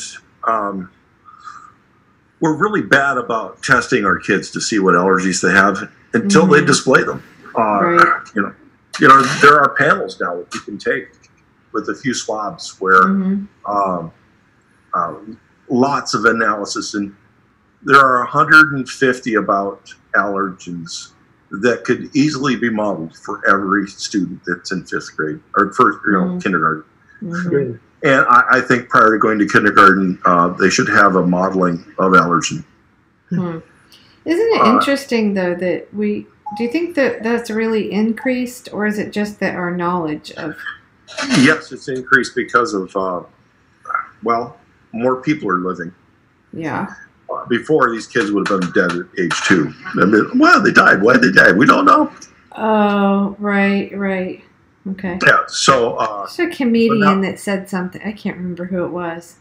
Basically, like that. It was terrible, but natural selection. Like, yeah, if you're gonna die from being around peanuts. Oops. Well, now another one is there's a mutation in. There's a mutation in chickpeas from Europe that is triggering people that have peanut allergies. Okay. And another one in lupins. Okay. And I'd never known anybody to eat anything from lupins. I always thought they were a flower from Monty Python skits. And but they've been using a lot of gluten flour as a gluten-free alternative to bread, and a lot of people are dying from it. Wow. Well, so I do have celiac. Like, it's not a gluten intolerance, or it's blood work, and my older daughter has it, and the levels, I forget what it was, the IgG something, it was sky high. So they were like, yeah, she's absolutely, no doubt has celiac. But, a lot of people say that it's because of all the modifying the wheat that people are having more of the intolerance. But I guess the true, celiac is more genetic because it's really autoimmune, not an allergy. Well, what happens is you get a trigger. But realistically, they're blaming GMOs, or what they call GMOs. Right. What we're talking about are transgenetics, is the proper term to use, where you've physically manipulated the genes. And I put the link in the chat, so it could be anybody. I haven't done it's that. ALS. Oh, it's ALS. Are you asleep? Did you just accidentally click on it and you're...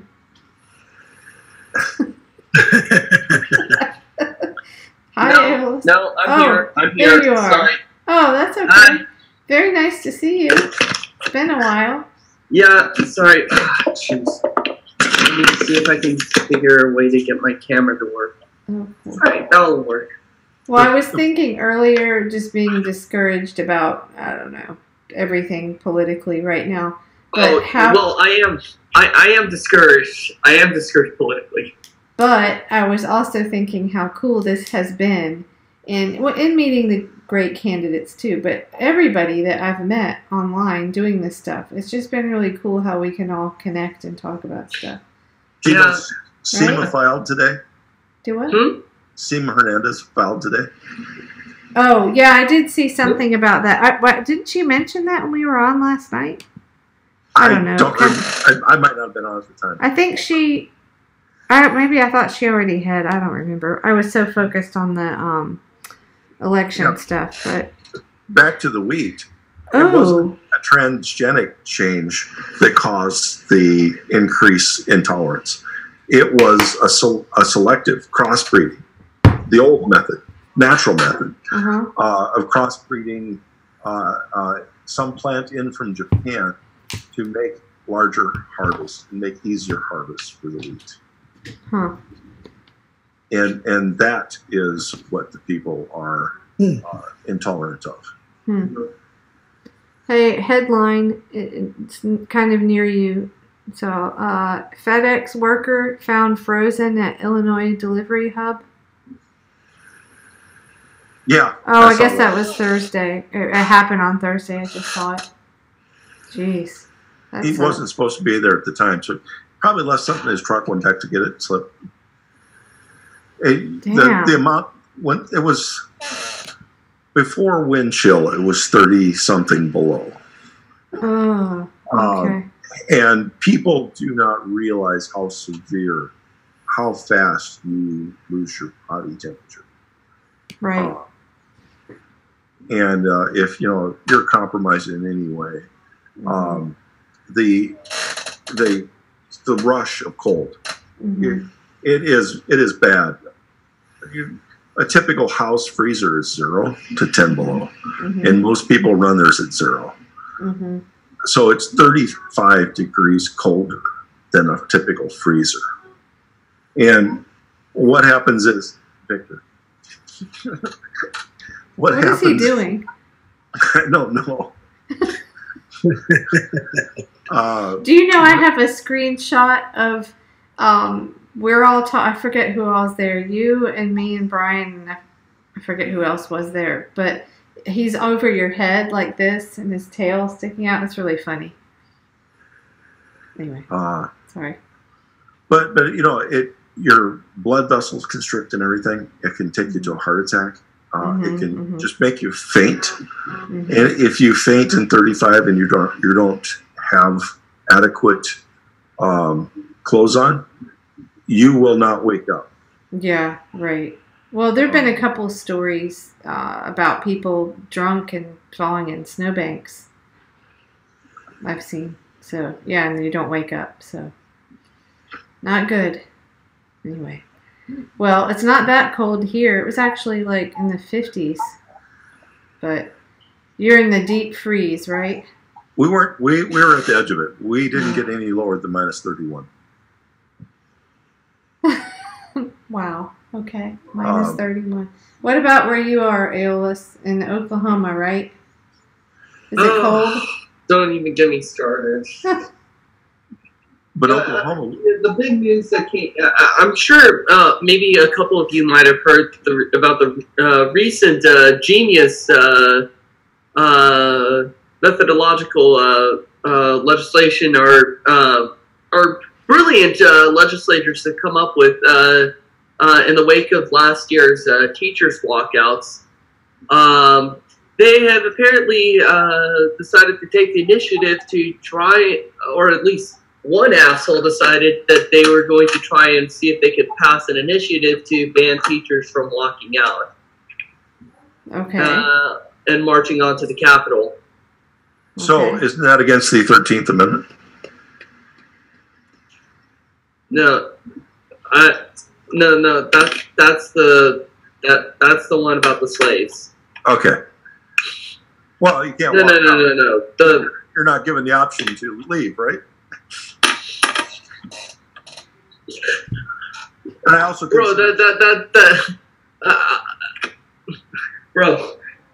as one that'd be kind of tasteless to try and compare my experiences with people who literally were sold as human property. Second of all, even if it was comparable, it still technically wouldn't fall because under the proper legal definitions, I am being compensated by my work. Mm. So no, the way the OEA is,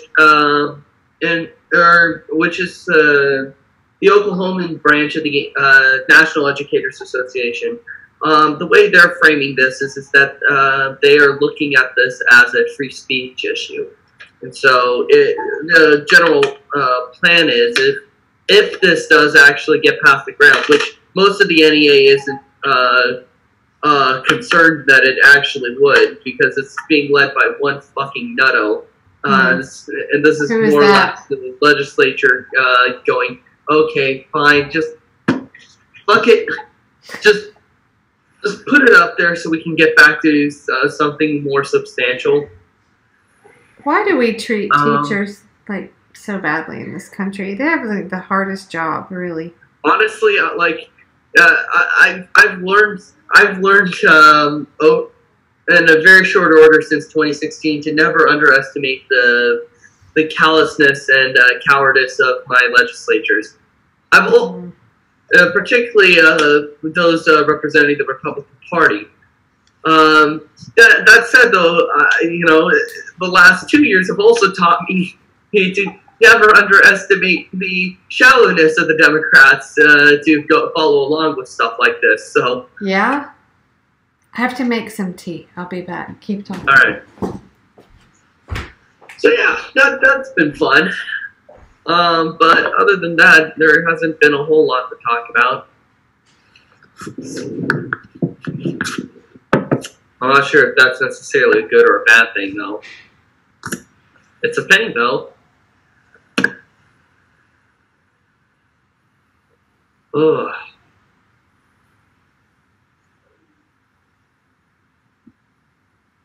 Nice. So, how's everyone been doing? I know it's been a while since I've had a chance to show up here. I've been kind of busy with my teaching and getting sick in the process.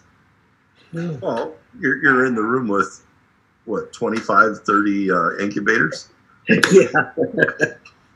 Well, this isn't the facility where they make the frogs gay, is it? I don't think we're supposed to talk about that.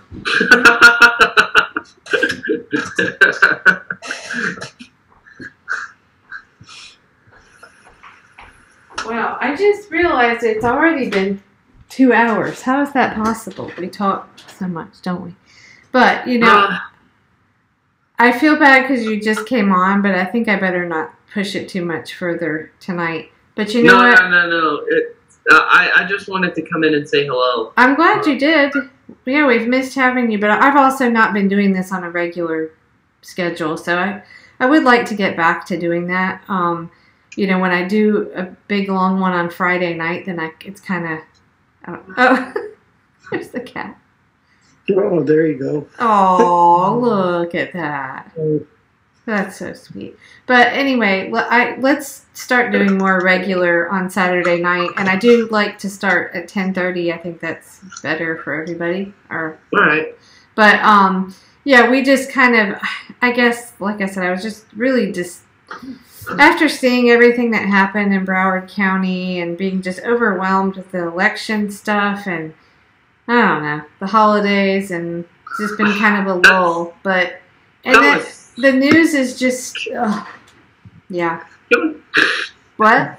I will say this, you know, I have continued to be impressed at the utter shamelessness and debasery that the mainstream, that the media continues to integrate itself with its own hysteria. I mean, even under the most charitable interpretation of what Rachel Maddow's last Russia segment was, and I mean, like the last one that made actual headlines. Oh God, I haven't heard this in like years. So was it bad? Of course.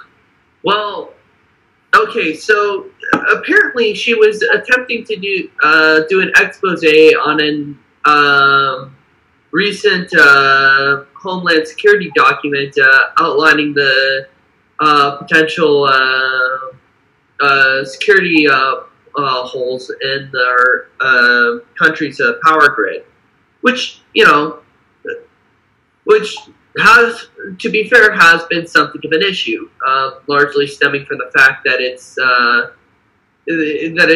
basically run on old tech.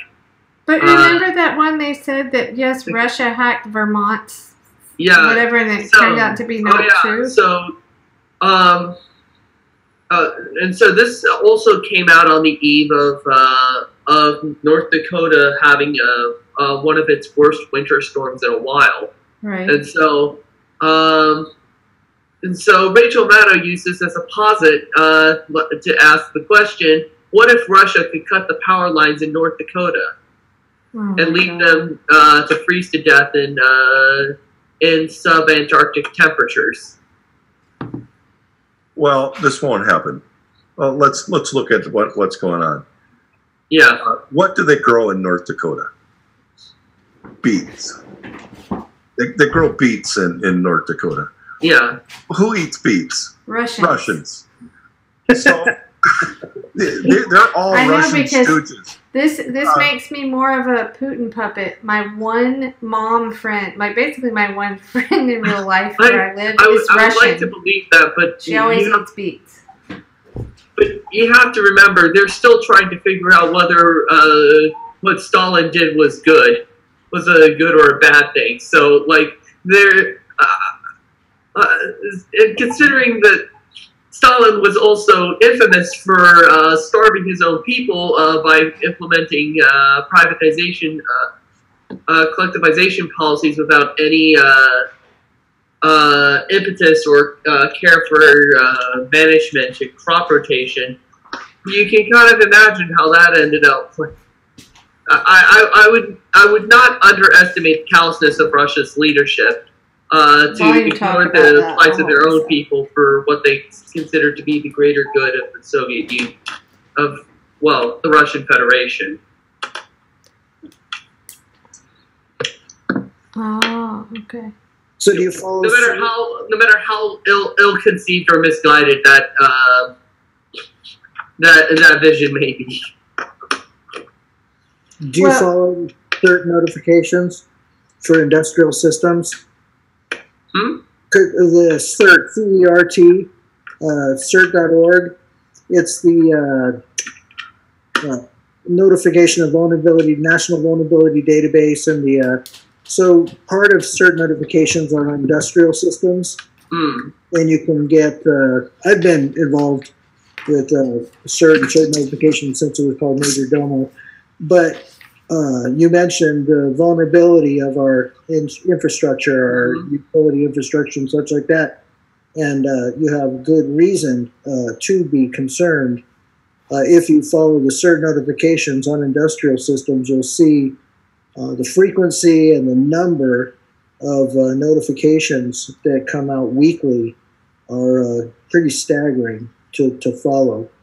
And that's just industrial systems. That's not open source technology and stuff like that. It's a totally separate system. Well, see, when you have someone like Rachel Maddow that sounds like Glenn Beck now. I mean, she really does. She's just missing the pegboard, with the red string. I'm missing the part where, I had an argument with somebody on Twitter about this. It's just sort of like, well, she's just pointing out the potential vulnerability in our power grid system. Isn't that something more important to be focused on? And I said, well, yeah, no, I'm not saying that isn't important to be focusing on. That is actually an important issue that does need to be discussed. What doesn't need to be added to this is piping up on manufactured hysteria for the sake of driving said point. Even if I give this the most charitable interpretation, this is to draw from my own heritage, kind of like drawing attention to a need for increased coastal security in 1946 by invoking Japanese aircraft carrier attacks. We don't want kamikazes in San Francisco, right? That would be bad. Yeah, but there is an issue. I mean, we are attached to the World Wide Web, right? We do not have borders in cyberspace, so we are exposed. This is one of the primary, it's a negligence that's taken place in our infrastructure of the United States. I personally would also say that that's something that's kind of endemic to the very nature of the internet, and attempting to close that off, I think presents not just legal but a lot of ethical problems that would be far more catastrophic than leaving them open. You're kidding, because our government's already doing it for their own purposes. CWAN, GWAN. All the classified networks are not attached to the World Wide Web. So, I mean, there are for our own infrastructure that's important enough to secure, we're not attached to the World Wide Web. So it seems to me that for voting systems, for other critical national infrastructure, we seem to be negligent in establishing a United States intranet, one that's not attached to the World Wide Web in any way. I'm not saying you close off the World Wide Web. I definitely think you create choke points in it to establish borders in cyberspace. But we should also have parallel United States infrastructure intranets that are secure and not attached in any way, that don't run protocols like DHCP, that have a very strict addressing scheme. So again, we're running. Sorry, I didn't mean to cut you off. No, you're fine.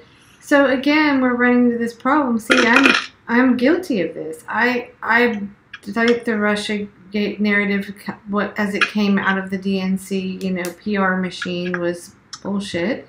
And so, I don't want to say I tune it out. I think we as a country have been kept in the dark about a lot of these things because the lack of transparency and lack of proper journalism reporting on these things, like the cert notifications. I mean, people don't know this stuff, so it leads to then people not believing it. And right now we've got maybe just, like you said, this hysteria on one side, and it's part of the Trump derangement syndrome. It is. And then you've got the other side, which I'm realizing maybe I've been too much a part of not believing it at all because of where it came from. And I've always been still open-minded to, like, okay, maybe Russia did interfere in the elections. I'm not talking about the ads. I think that's nonsense. But one of the things that really stood out to me, and I'm a WikiLeaks supporter, but is when Assange was asked about it, and he says it was not a state actor or something like that. It's like the way he worded it, it sounded like a politician answer to me. Like, it left wiggle room for, okay, maybe it was. It's just the way he worded it. He's very careful about the way he words things. And so anyway, but I'm just saying, we don't keep the public informed on these things, it can lead to either complete apathy and not believing it, or, if they do believe it, taking it to this other crazy level. It's like just lack of education on these things that we should know. Everybody should know a little bit about this stuff. But we don't have news. We have newsertainment. So that's the end result. This kind of reminds me of something funny. This past couple days, I've been writing something of a small thread to the leading. This is kind of an aside to this. I have been recently writing a thread to the leading Reddit site of Gamergate, Kotaku in action. Now, for those that was a big deal. You have known about my opinion about Gamergate for some time, and namely that I thought of it as something of a bigoted hellhole that was basically using a scapegoat of ethics and journalism as a pretense for basically a misogynistic hate campaign. But however, while I certainly think that its primary components, I think, in terms of the people who were most vocal about advancing the supposed cause of Gamergate, were being opportunistic scumbags in the manner that I was describing. In the last couple of years, I've had a little bit more time to think about it because both from my experience on the Bernie Sanders campaign, as well as seeing how the media has been treating these sort of ancillary behaviors on the outskirts relating to sort of cultural phenomena such as Ghostbusters and Star Wars and stuff like that. And I've just sort of been observing it from this standpoint. Now, am I still at the point where I'm ready to say, oh, it's like SJW, it's an SJW problem, or it's like it's a fucking libtards thing? No, obviously not. I mean, yes, liberals are insufferably arrogant can be insufferably arrogant on a lot of topics, but that's not really the issue here. The issue has a lot to do with people in power utilizing the language and narrative of social justice as a wedge issue to drive divisions within the public. And the language that was intended to unify them, that being intersectionality, has now been twisted into a weapon to pit one person against the other based solely on identity politics, which flies in the face of everything that it was supposed to be. Now, so this isn't to say that, so ultimately at the end of this, I wanted to say that, does this make me a Gamergator? No, it doesn't. But at the very least, I'm now at a position in my life where I'm ready to have that dialogue with people of those positions. And I think that as Christopher Hedges pointed out, the way you get people out of radicalization isn't by isolating them further. Right. It's by attempting to build the bridge with the right people. Yes, exactly. And it's not going to be. And to be fair, I said this in the post that I've been writing. I don't expect us to agree on everything. Heck, I don't even expect us to agree on a lot of things. But what I hope is that I can be allowed a dialogue with you guys on your forum to give my perspective, a chance to give my perspective. You can choose to agree or disagree with it as you wish, but to at least open your mind to the possibility that either A, I could be wrong, or B, you could be. And I think that's the only way we're going to get out of this, and get back to the root of what, and get us back to the root of what I believe that intersectionality was meant to be, a language of emancipation for all. And so that's how I think in a very similar sense, that's kind of where we find ourselves today, is that we need to have these conversations, but we can't be having those conversations from a position of moral superiority. Right. No matter how gut tempting it is to reflexively grab for it. Because what it has led us to is a position where we have isolated ourselves from one another. And there's a quote from a Doctor Who fan, audio drama that I really, I think is really pertinent to this. My daughter loves that too. People who don't care for one another, when you have a society where people live on islands, that's not a rich society. That is the beginning of a very slippery slope. Yeah, I mean, I think we've been headed that way for quite a while. I remember there was this book called The Big Sort, I think it was. It came out like 10 or 15 years ago now, I think, but it was maybe 10 years. It was about how we are already doing that, segregating ourselves by, income level. And it's just the way it's happened. But now we have, the blue cities and then the rest of the, the flyover states. And yeah, it's a huge country. It's kind of maybe unavoidable. I don't know. But that's great that you're doing that, Aeolus. I mean, that's kind of what we've tried to do with, talking with the candidates. We hope that it's more, drop the labels and just try to build those bridges. Yeah, but I'm not going to jump on board any SJWs are what killing us narrative is. Don't get me started there. Right. But if you're asking me why this is happening, I'm happy to give a perspective on that. And whether or not you agree with that perspective, that's up to you. Right. But I don't think that should be taken as you're an evil racist scumbag. It's just where do our viewpoints intersect? Right. And that's what. Right. You got to start somewhere. I mean, that's all we can do, really. I was saying, I think it was before you came on, and then I really think I better sign off because I'm starting to feel my base of skull pain. But when you take a peek into the whole indie media on the right, we're talking I was saying Jimmy Dore has 130 some odd or 140,000 followers. And some of these right-wing entertainment news people on YouTube and wherever, they've got double that. Yeah, Crowder, for God's sakes, has how many subs? I don't know, but we're living in our own little bubble if we don't realize that that's happening. And why is that happening? Why? I mean, partly I think it's because they're obnoxious and they kind of make things funny, so it's entertaining. It's basically taking the Jon Stewart model, but on the far right. But there are a lot more of those kind of shows on the right. And I think I'm going to start just tuning in a little bit to see what they're saying.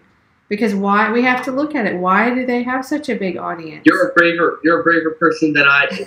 Because yeah. to this day I am not going to sit through 3 hours of listening to Sargon of Akkad. Oh no! Whine incessantly about why feminism is evil on the internet while signing petitions that will go to fucking nowhere. Wait, is that Gamergate? Is that what you mean by Gamergate? Feminism? And can you describe what you mean by Gamergate? Okay, so so this is a lot of e-drama that was going on in 2014 into 2015. So in some ways, I consider it sort of the prelude to what inevitably evolved into the Bernie Bros narrative. So I tried to explain this way back in 2016, but I'll be happy to refresh this. So essentially in 2014, there was this document that got leaked online through a blog post from an indie developer's ex-boyfriend.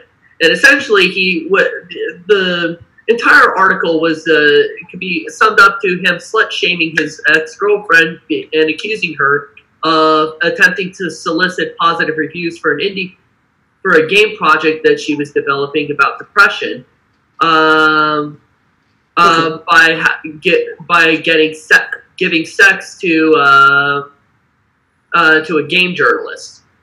The end result of this was a whole lot of empty brigading, doxing, bomb, death threats, and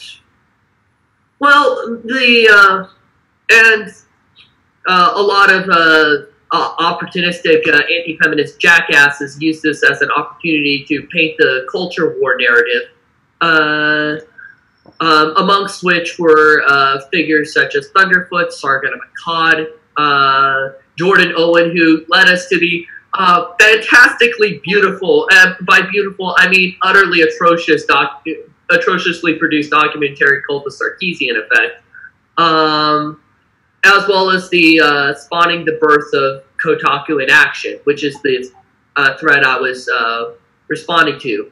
It also led to the proliferation of a lot of Chan trolling, specifically from 8chan, which led a campaign through a subthread called Baphomet.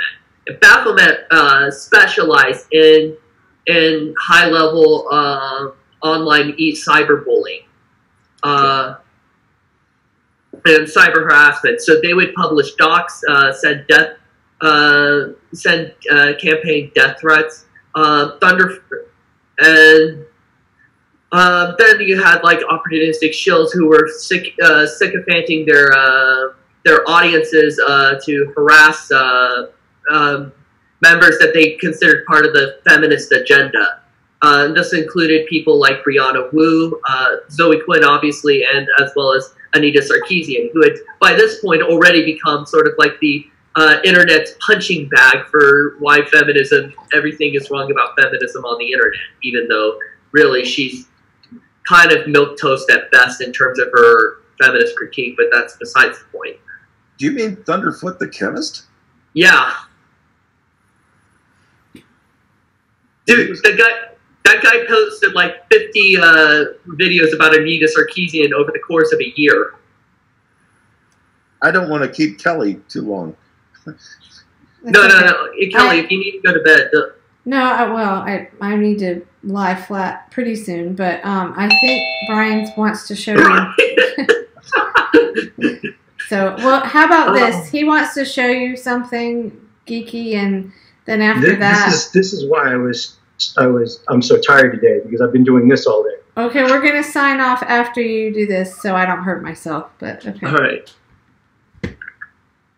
No, I should take the side panel off so you can see. Oh. Uh-oh. I haven't showed you what I've been up to either. I don't know if you can see it that well, but... See something. I don't understand this stuff, but I would sit here and look at this any day over football, and it is technically Super Bowl Sunday now. I got myself a HOTAS, and it's just the beginning. Oh, okay, cool.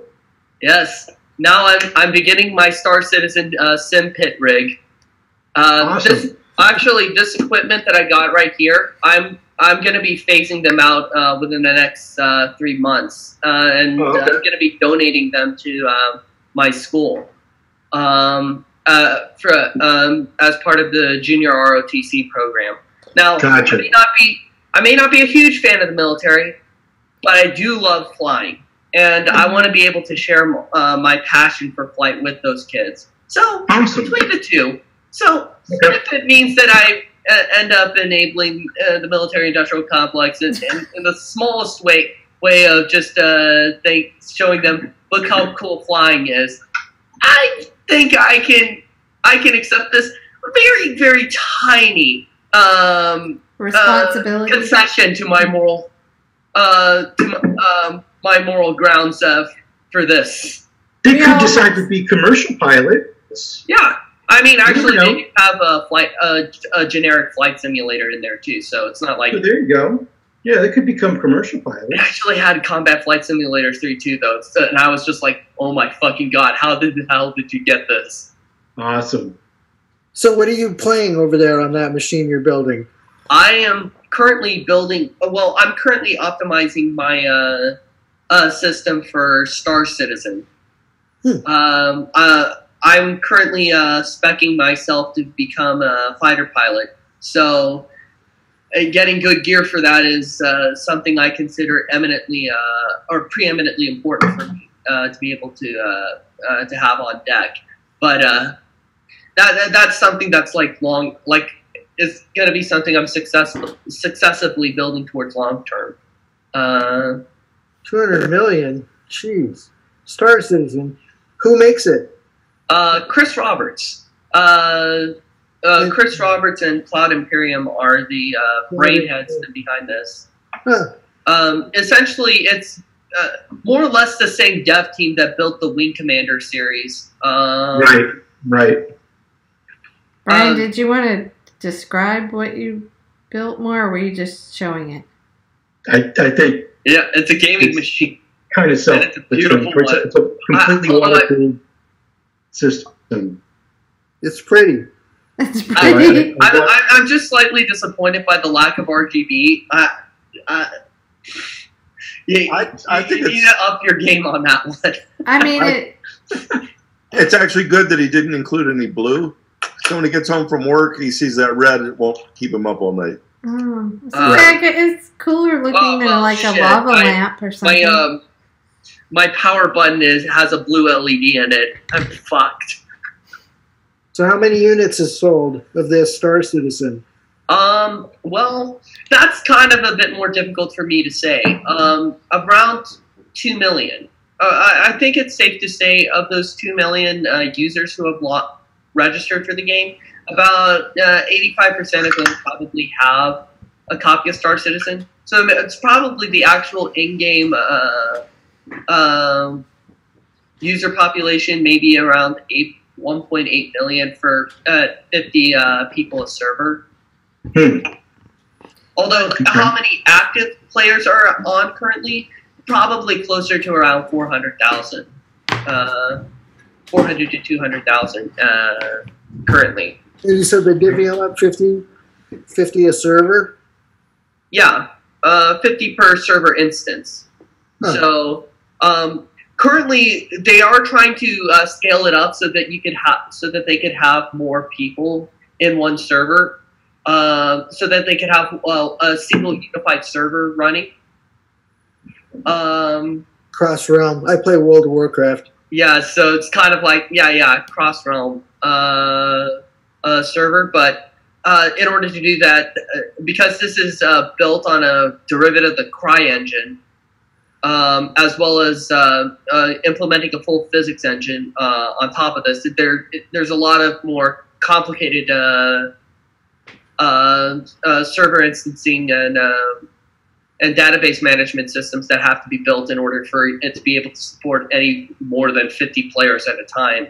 So that's right now they're trying to build that infrastructure. No, I think my water-cooled RTX 2080 should be able to handle that.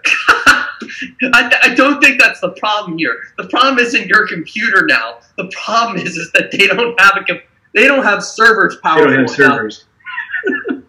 You guys, okay. I'm gonna end it now just because I'm right. feeling this. Yeah. But let's do this more regularly. Saturday, 10:30, and I'll let you guys. I'll start letting you know if it's like not gonna happen ahead of time. So it'll be just kind of penciled or on the calendar, and yeah.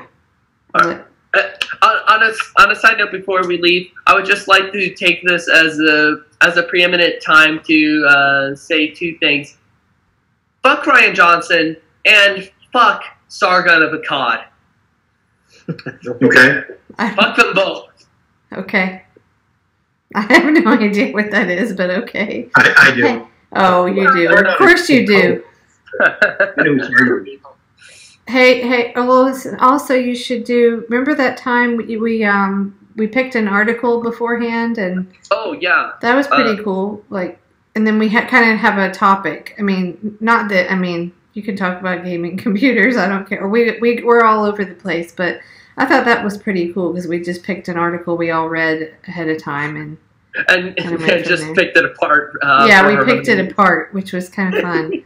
So. All right. Well, okay, good to see you. It's been a long time. Yeah, good to see you, Aeolus. It was good to see you all as well. Okay, so next Saturday, 10:30 Eastern. All right. Good night, everybody. Later, everyone. Good night.